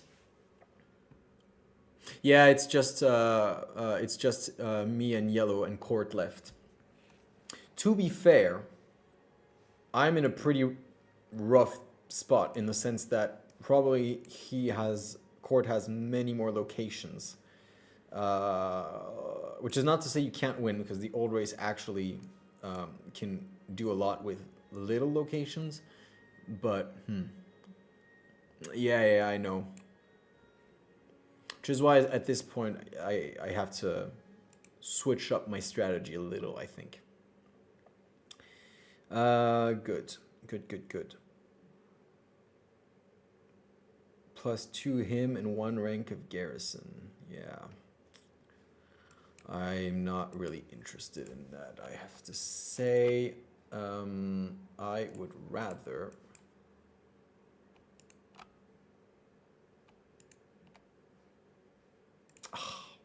This is where sometimes I'm frustrated because I want to go somewhere and I'm missing... Ah, there we go. Good. Oh no, I thought I could. Oh well. What am I lacking? Him, of course. Okay. I'm just gonna leave that guy there.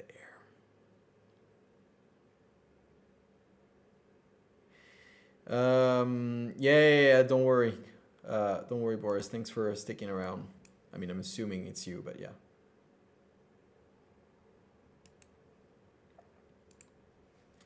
Okay. Good. Good. Now, how do I do things over there? This is becoming a tricky question.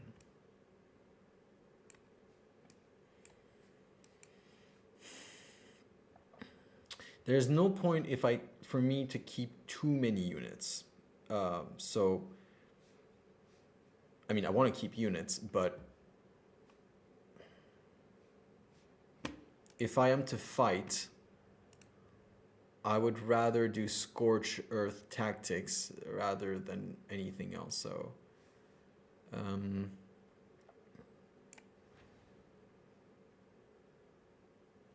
yeah, okay, I know what I'm gonna do.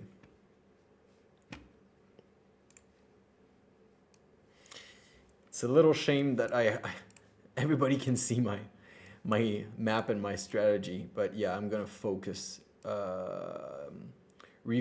my army. I think I have to refocus my army and start putting it elsewhere.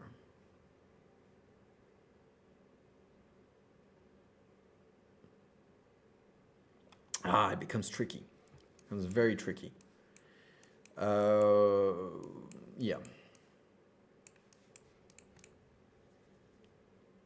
Oh, I could actually build the light link. Can I reach that location though?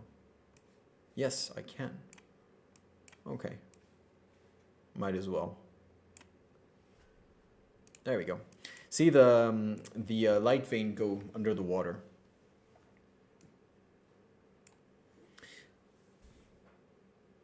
I think you take the city where he dies, but I didn't get him. How to unlock Hauser? You mean in the...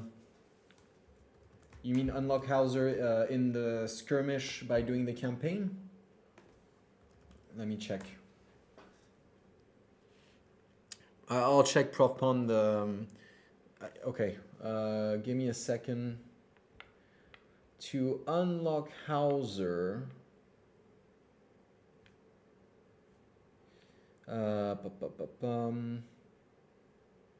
where is it? Reward. Fate, Meister, Race Constructor, Hierophant, Light. Hey?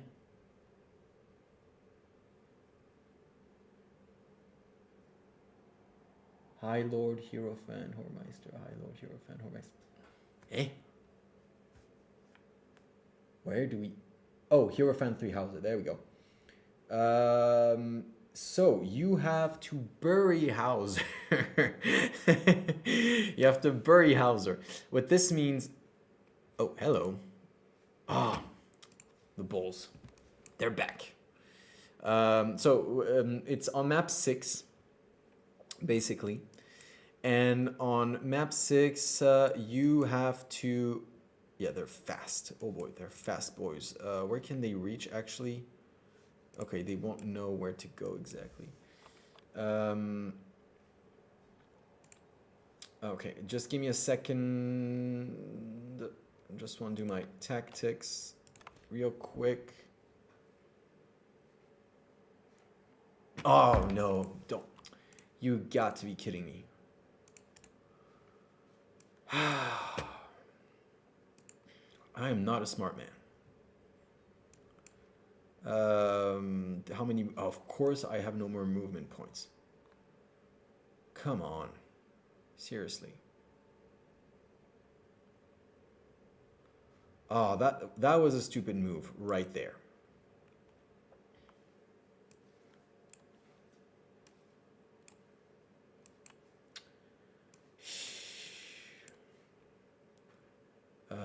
Okay. I'm gonna go to the capital anyway. Is there any units I can grab from somewhere else? Oh, that's good actually. And okay, building material. I upgrade my. I upgrade this. Okay, good. Then I think at this point, the Vogelfree infantry are really small fry, so it's kind of annoying. This is very annoying. Does this have depot at least? No, of course not.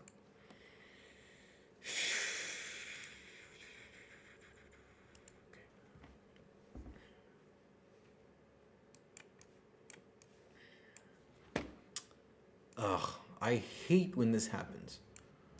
You want to make a smart move and you misclick somewhere and you end up, well, stuck or whatever.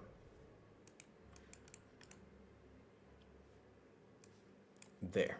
Okay, that's good. That's actually quite good.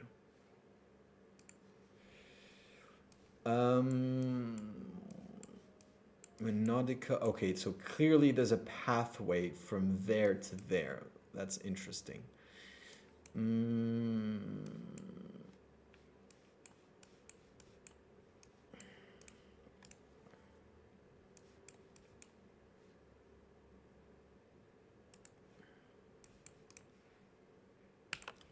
Let's see what happens.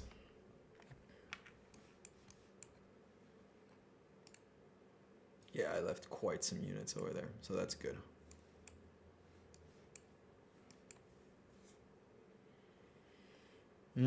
So, coming back to Hauser on map 6. So, in map 6, Hauser, something happens to Hauser. I don't want to spoil people who might not have played the campaign.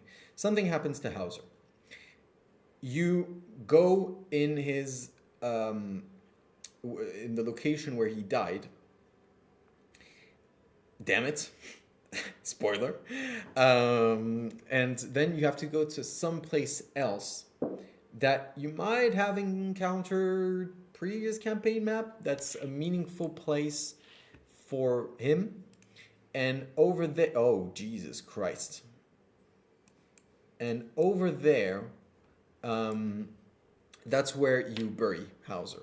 So you have to then go still somewhere else. Long story short.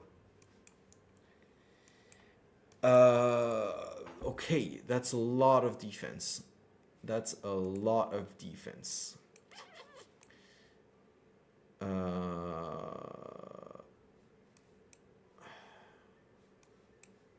This is basically going to be a game of chicken.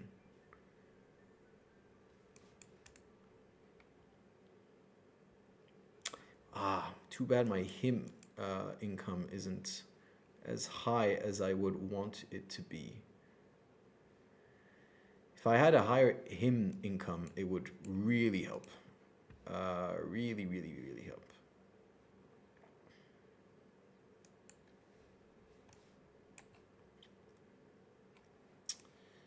Think.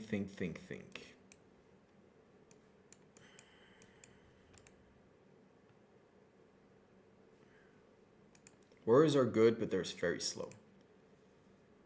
All my units are slow right now.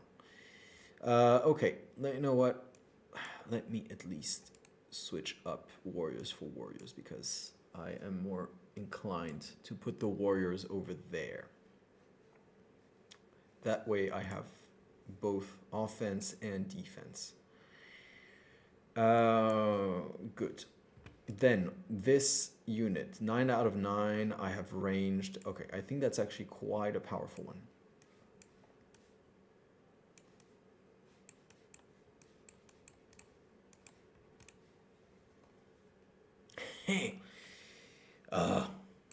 Very frustrating.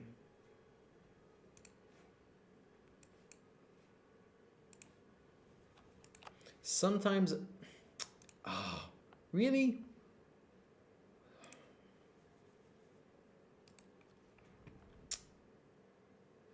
Oh no, that's not what I wanted to do.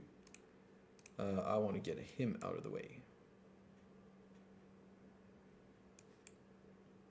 Come on. There.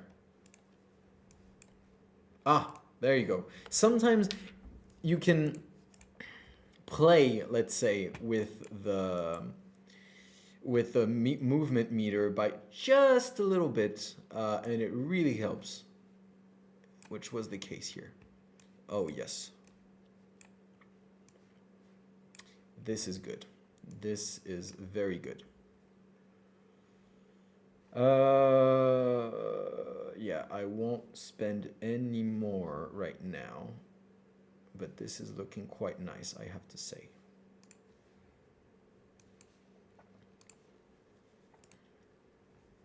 Okay, and that one goes there.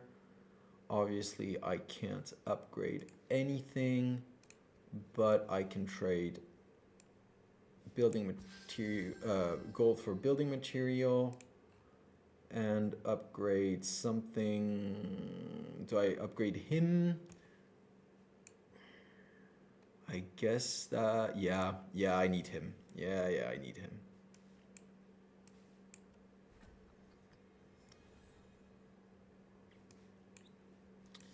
I need him.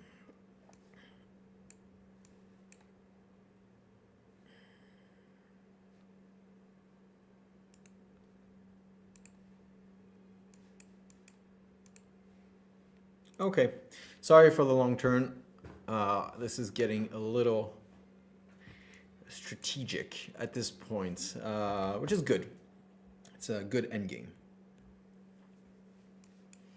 So yeah, we have one hero here with 10 units. Okay. That's some powerful boys. And the Silent Knights, yeah, these are Silent Knights, most of them.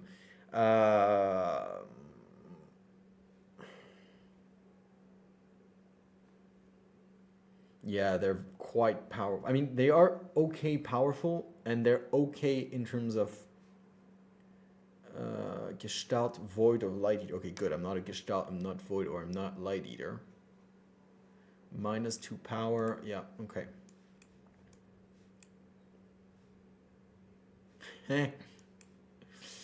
I'm really curious to see how they would put up against this.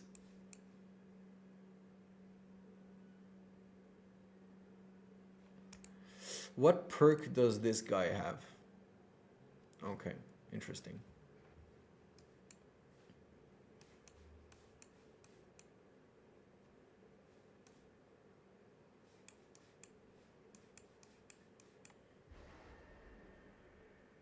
What? How are you able to see it? I thought I was hidden.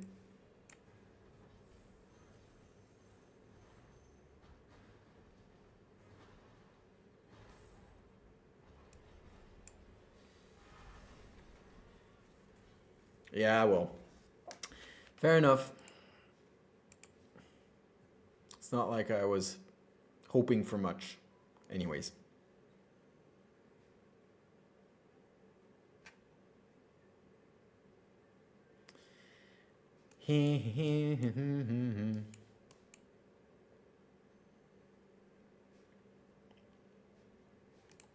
This is going to become interesting. Okay. Can I actually... No, I cannot make it back.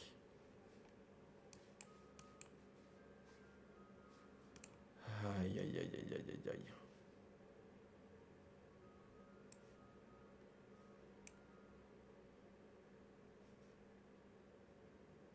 'Fortified+1. Why do I have fortified? This isn't fortified. Oh no, it is fortified. My bad. Okay.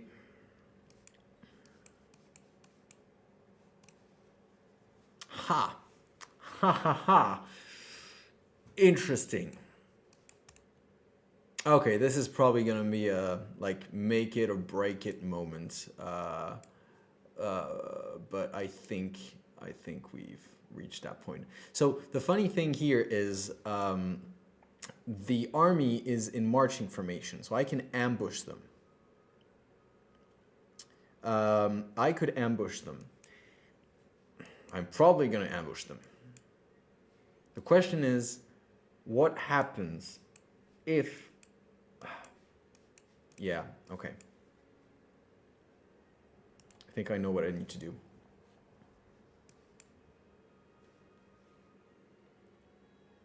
First of all, I need to... Okay, this is actually already fortified. This has this range. Okay, let's be a little sneaky. I'm gonna attack from here. Ugh. Or almost. No, wait.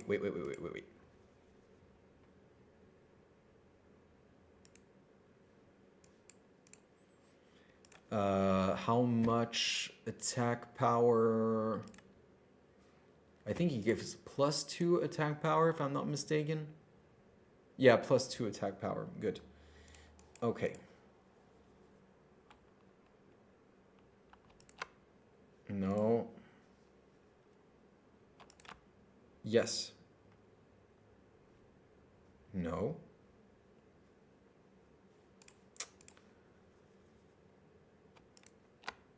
Yes. There. Okay. Whew. Let's see. I'm buffing my army with that card. Can I do something more? No. But I am ambushing. Okay, this is gonna be good. Whew! Oh, wow.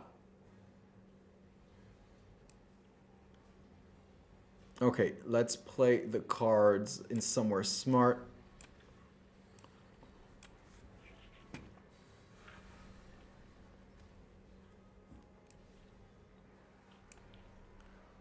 Am I winning? I don't know.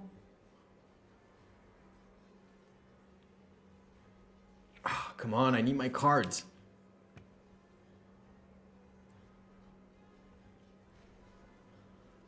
The good thing is they're all regrouped, so I really need... Okay, this card will do a lot of damage, for sure. Yes, yes, yes, come on.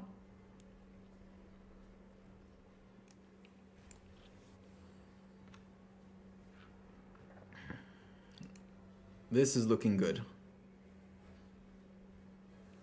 Whew! Oh, man. Is my Dargon dead? Oh no, it's still there.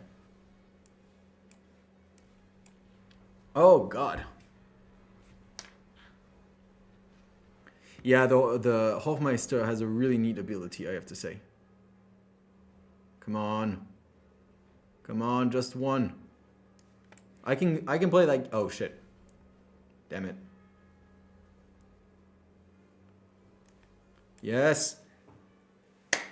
Whew.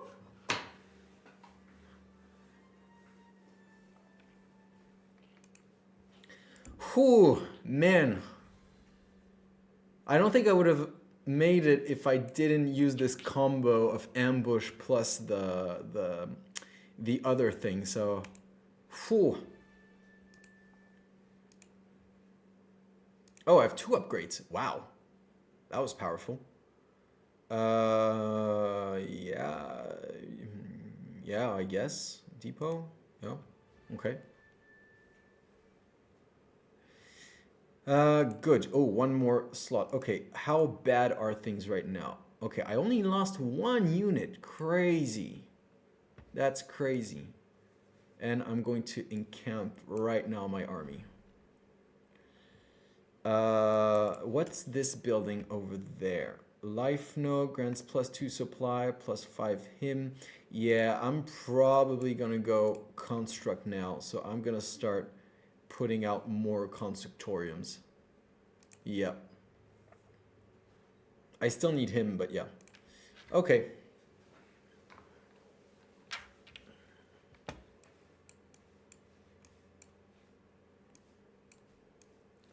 Well, that was intense. All those bulls, I was very scared at first. But yeah, let's check on the damage. Okay, so this I encamp my army. So obviously, encamping the army makes it stand still, immune to ambush, and heals part of their health. That guy was almost dead. I'm happy it wasn't. That guy, tis but a scratch. And those two were actually not, they weren't left alone, but they're very powerful and they weren't hit quite a lot, so that's good. Ha! Oh, that's bold. Oh, that's very bold. Okay, I did not expect that. Yeah. I mean, it is kind of the end game at this point. All right, I'm going to. Can I recruit? No, I cannot, but I can give my other. Wait, can I?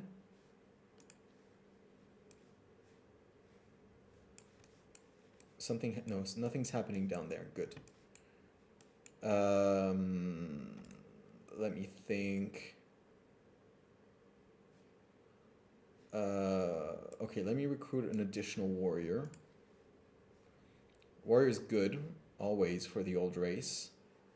Then let me do an exchange, a regroup. What can I give? Okay, I will give another warrior. Warrior. Constructorium doesn't have depot. No, it does not have depot. Okay, so I think that's good. Good enough. But. Important thing is, okay. I mean, I'm probably going to crush that army over there, I have to say. Yeah, I'm definitely going to crush it.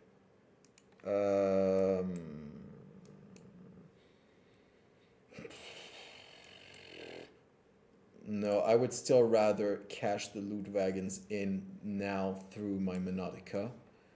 It's still better, in my opinion. Safer. So I can go cash it now. There, I'm rich. I could even give him some this, but no, warriors, they have the banding perk. So I want to keep having a lot of warriors so the banding perk feeds into itself. I think that's much better. So the banding perk, then I go back there. I buff and heal the army again. So it's basically back to full health. And I go over there. Looking good. Now, for sure, I'm going to want to get this catapult out of my way because, yeah. Good thing I have the Urdargon with fly. That's going to help. This here, there. Okay, Urdargon, please go and beat the out this catapult. Thank you. There we go. Much better. Much appreciated.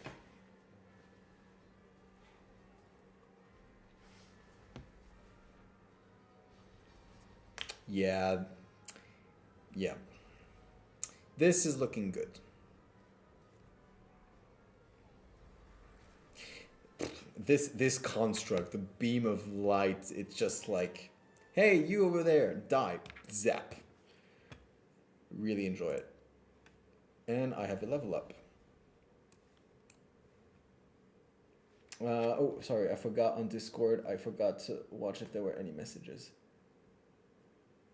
Look at my army. There are dogs there. There's no... I won't play the main character. I appreciate that, Court. It's making my life easier. I really appreciate it. Increase the him from +2 to +4. Yeah. Number of war... Oh, that's what spawn was warrior. Ah, oh, that's nice. That's very nice. Yeah. Okay, warriors. Warriors it is. Is there anything else I can do? Yeah, I will buy some building material now while I can. And then the rest is pretty much Easy. Okay. Okay, so now we have secured back again the right side. That's good. So now we're gonna start basically expanding, I would say.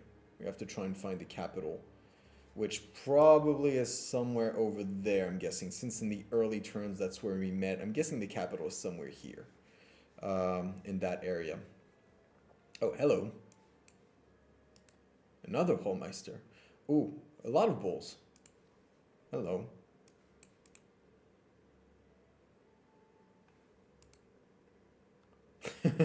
Wow, that's a lot of bulls again. So what do I do? Still not enough him. Oh well. I mean, if it would have been cheating at this point if I could get another. So.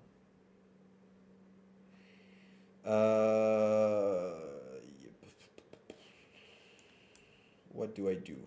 Yeah, I think I will do that. Does this one stop charges? No. Okay. But having two Lancers, that's powerful. That's gonna hurt. That's definitely gonna hurt. 10 out of 10 units. How many are there over there? There's 1, 2, 3, 4, 5, 6, plus the garrison, but the garrison is not gonna do much good. Yeah.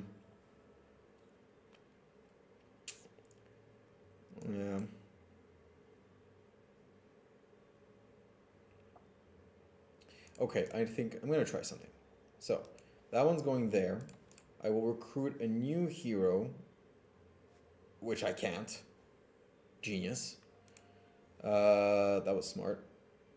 Very smart. Okay, I'll just add at least a light. No, but there's lightnings everywhere. Ugh. Okay, well, I will make the Rogue Prince come back at least. That's free. There, he's back. What's his strategy card? Nothing that helps. No, nothing that helps me immediately.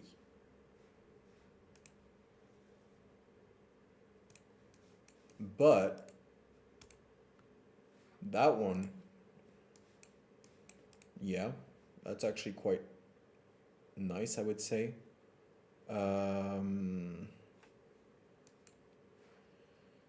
I don't want to buy, I really don't want to buy anything that slows me down right now.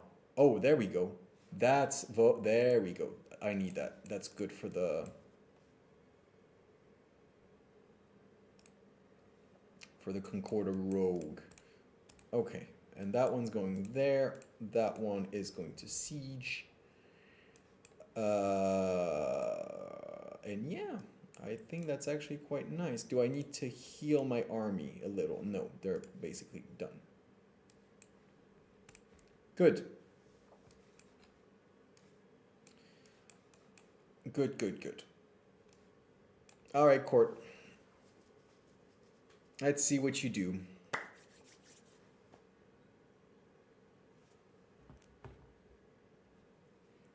Oh, it's already 10:40. Wow. Time flies fast when you're having fun. No, this is actually fun. I mean, court, again, thank you very much for not wrecking me in the beginning, because that could have been a solution. So I really appreciate that. But yeah. What's happening? What's the effect? What is happening? I'm debuffed right now. Potent of Calamity. That looks like a Zelda thing. Oh god, 1, 2, 3, 4, 5, 6, 7, 8. Gates breached. Okay.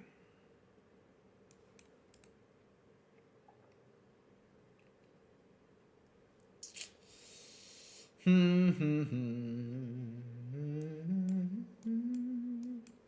the dawn's early light. Okay. More warriors. Good. Oh, I can recruit a new hero again. Why not? I guess. Ooh, does it clear heals all units in addition to scalp plus 2 powers? But do I still have that effect actually? Infuse him. Yeah, I already have it, so what I will do instead is attack. Oh wait. Let me first do the hero. Another construct. Oh yeah. Oh, that's actually good because I can attack twice with my constructs, which will be pretty mean.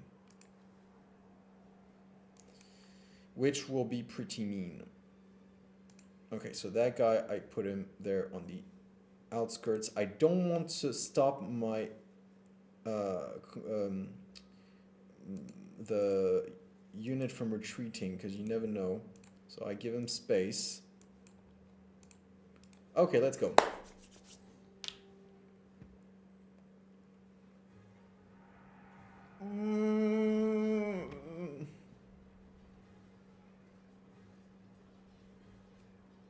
Okay.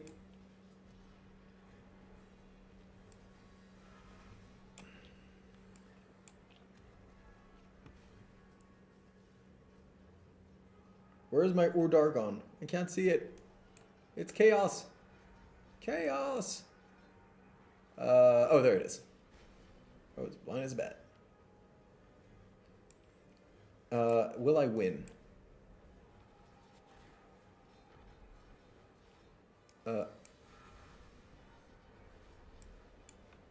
I think... Okay. Yeah, I think I'm gonna win.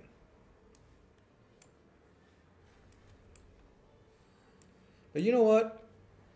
Let's be smart and retreat for now. Normally I don't die. Yes, I do not die. Good. How many units? Okay, I lost 1 unit. That's not too bad. But now here comes the fun. Oh wait, I used infuse him already. Ah, that was not smart. Okay, well, oh wow, there's only that left. I did not realize. Okay, then let's regroup. Wait. Which units do I take? Okay, yeah. So, this guy, oh wow, hello. So, I will take, again, this guy. Oh, I lost a Lancer unit, that's what I lost. Ah, but he's level 1. Oh god, no, okay. Change of plans. I will use the Menodica.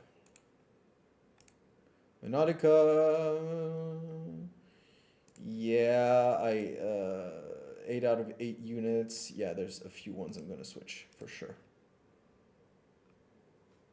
Ah, wait, no. If I encamp the army, it heals them. Then I take them. They're healed. There we go. I take them healed. And there. Much more potent. Much more potent. Wait, why can I not move out? No! Ah! Ah! I made a mistake!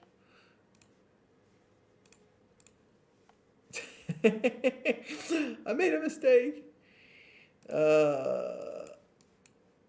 Ah, shit.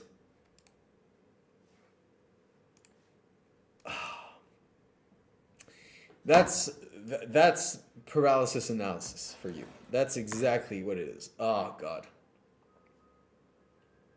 God damn it. Yeah. Too much thinking. On the bright side, he can't rush my capital.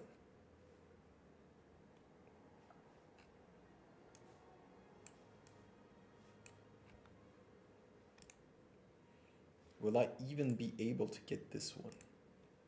I mean, if I breach the gates and then I get the units over there, yes. That would work. Though it's okay.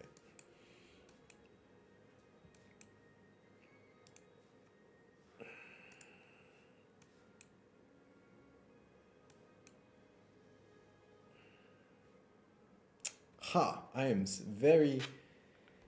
yeah. I could have gotten it. Not smart. I'm not a smart man. Not always.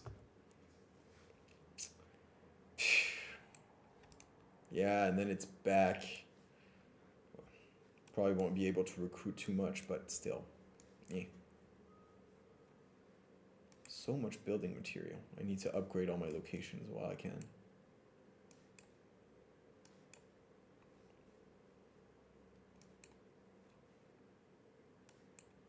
Yeah, that seems like a smart move. Okay, so when I start my turn, I have to upgrade all my locations right now because a lot of them can be upgraded and for cheap. I need to do this battle. Oh, no, 4 turns. No, I need to get... No, I will leave him there for now. Leave him there for now.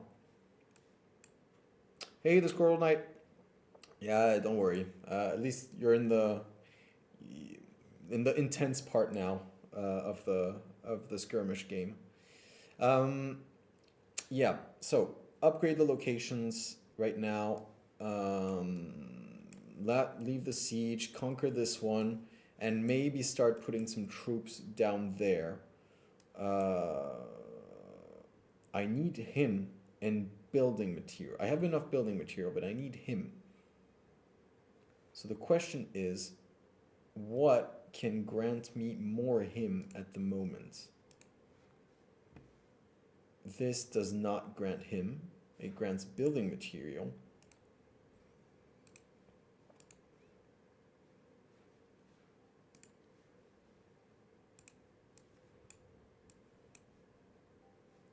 This grants him. Okay, supposing I win and I get a constructorium over there. Okay, right off the bat, let me do this, let me do that. Yes, plus upgrade there. That should increase my him a little bit. Good. This one. Okay, I want to give back the construct to the constructor, obviously, because that's their specialty. So it doesn't make sense that I keep small fry. I will take the units that are damaged because they will be healed anyways by the Menotica. 8. There we go. I need to buy a Lancer actually.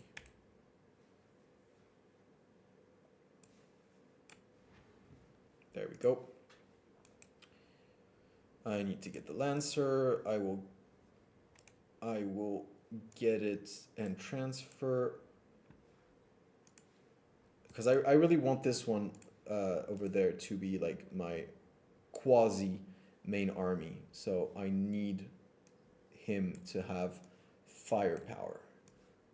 And I think right now in that state, he does.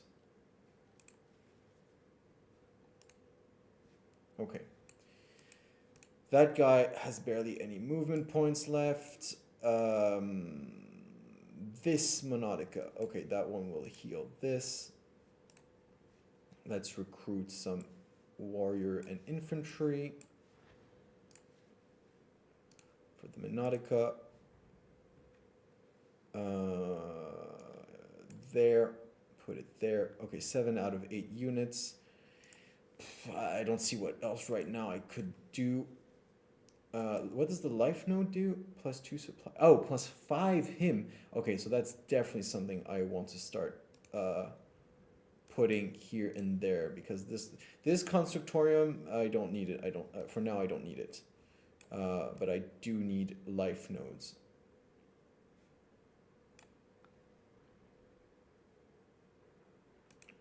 Yeah, I do need life nodes for more him. Building material is fine. Oh, that's what I said. Upgrade my locations everywhere. So that also will compensate for the choices I've made. Oh, this is good. Yep, this is really good. Any other places? No. How much do I have left? Okay, Monodica can't move. Oh yeah, okay, Rogue Prince. Well, Rogue Prince is Rogue Prince. I just let him do his thing. Good, end turn.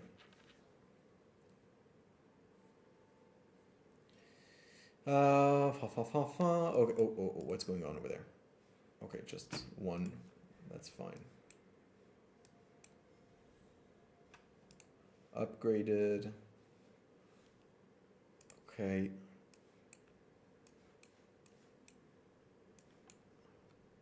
Okay. Things for now not looking too shabby.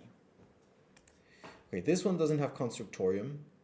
Oh, it has Harbingers. That's interesting.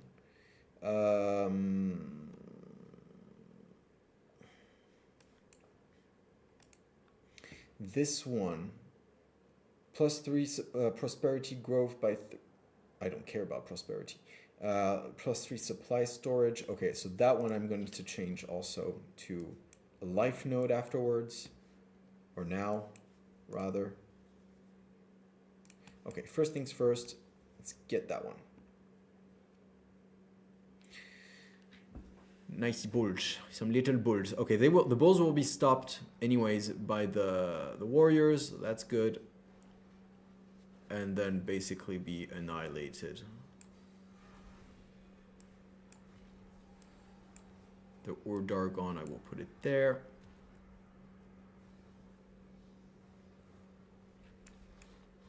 Yeah, it's really a bloodshed. The Lancers have crazy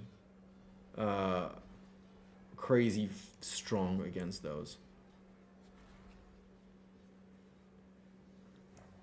It is a bloodshed. Yeah, you can ask questions about skirmish mode, of course. I will answer everything, and even if it's a tricky question, I will try to answer it to the best of my knowledge and without getting fired.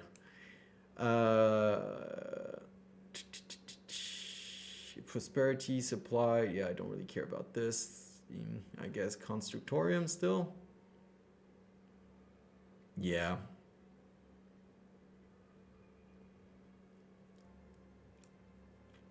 Yeah.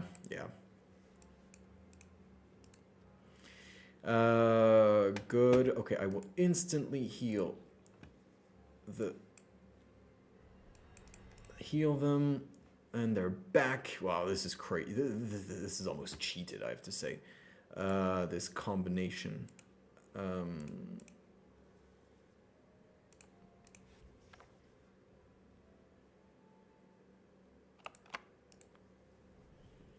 I will take the this. Actually, I will leave this in the garrison because this is a good artifact to have there.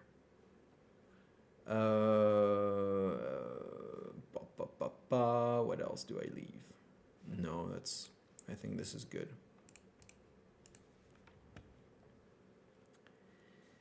Okay, cash in those loot wagons. That's good.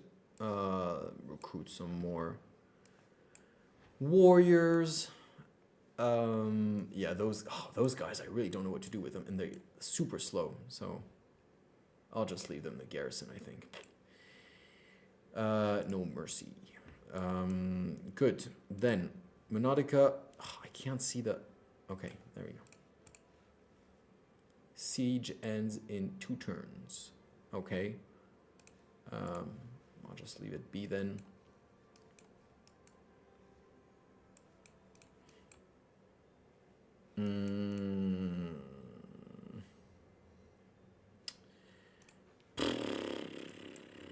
What do I do?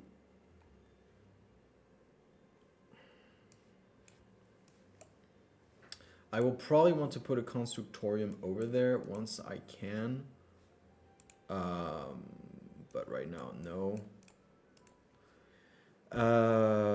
Is there anything interesting to get there? Oh, I can get some. Yeah, Kotor. I have to agree. I mean, I have two armies that are basically super powerful. I do think it's safe to agree that we can keep on playing, but it's gonna be very tedious and just a pain for you. But yeah, good game. Thanks for being very fair play at the beginning. Really appreciated it, and you did good. Honestly, it's just I think you should have tried probably to try and get some units that counter some of the old race constructs, because there is some specific stuff, and also probably some synergies with your heroes. But yeah, it was a fun game. I mean, I had quite a lot of fun. You did obviously most of the cleansing on the left side of the map. So yeah. No, thank you for playing. I'm reading on Discord, by the way. So for those who are wondering, we have the chat dedicated to that. So yeah. I guess this concludes the stream for tonight. It is 11 p.m. If you have questions, I will still answer them. So I'll stay here in the stream. But yeah. So, question Squirrel Knight. I was wondering if there are any plans to add fates that ups the number of explore adventure locations to skirmishes. Huh. Oh, that's a good one actually. We never thought of it. I mean, in general, if the game goes well, I was saying before, we have a roadmap, and if the game goes well, we would definitely want to cater to add more fates, which allow to change the experience here in Skirmish. We have already a couple on our mind. That one is actually nice. A full adventure or increase the number of adventure locations. That would be nice. It would add a lot of probably randomness and gambling elements to it, but I think some people like this. Again, it's a question. Yeah, thanks Kotor. Thank you for playing. I'll let you know if I play again. And yeah, the multiplayer on Discord we have the channel dedicated to this. So please, if you want to play multiplayer or even skirmish single player, go ahead. So just coming back to your question, like I said in the beginning, we first at the moment are trying to fix and cater to campaign specific elements or scenarios, because that's one of the things that drive people to Songs of Silence and that they play the most. Then it's skirmish single player, and then it's multiplayer. Obviously, this would be part of skirmish single and multiplayer. So yeah, always up to add more content. Was there any other questions? I don't think so. So yeah, I don't know if Kortor left already. Kort, sorry. Oh, I've been saying the name. Will they be a continuation of the campaign? Well, so there's two things. First of all, there's the scenarios. So if you don't mind, I will switch back to the big general full screen since we're not playing anymore. So there's first thing is the scenarios. In the scenarios, we want to build scenarios that are narratively driven and that give insights into some of the campaign story and the campaign lore. So in a certain sense, yes, there is a continuation. It's not, I guess it's more of a prequel and sequel that we would do. For example, we're working on a crusade map that gives some insights to how the crusade came to be what it is in the campaign. We have some other stuff planned. What else can I say? And then we would love if things go well. There's a lot of moving pieces at the moment, funding wise, whatever. But we have already a plan if we have the capacity to make a second DLC, which would for sure be a continuation of continuation or spin-off or sequel or prequel. That would be left to guess, but something tied than the campaign. Yeah, we would love to really do that, also because now we actually have a bunch of tools. It's somehow frustrating because we built so many tools for the 1.0 campaign, that if we were not to use them anymore, given the investment, it's so much easier now to put out more campaign maps, more scenarios, because we have all the tools, we know how to use them, they're stable. Yeah, we'd really love to do this kind of thing, basically. So I hope that answers your question. Are there plans to make the unique scenario? Are there plans to make the unique scenario generals unlockable? Ah, you mean the ones that we encounter.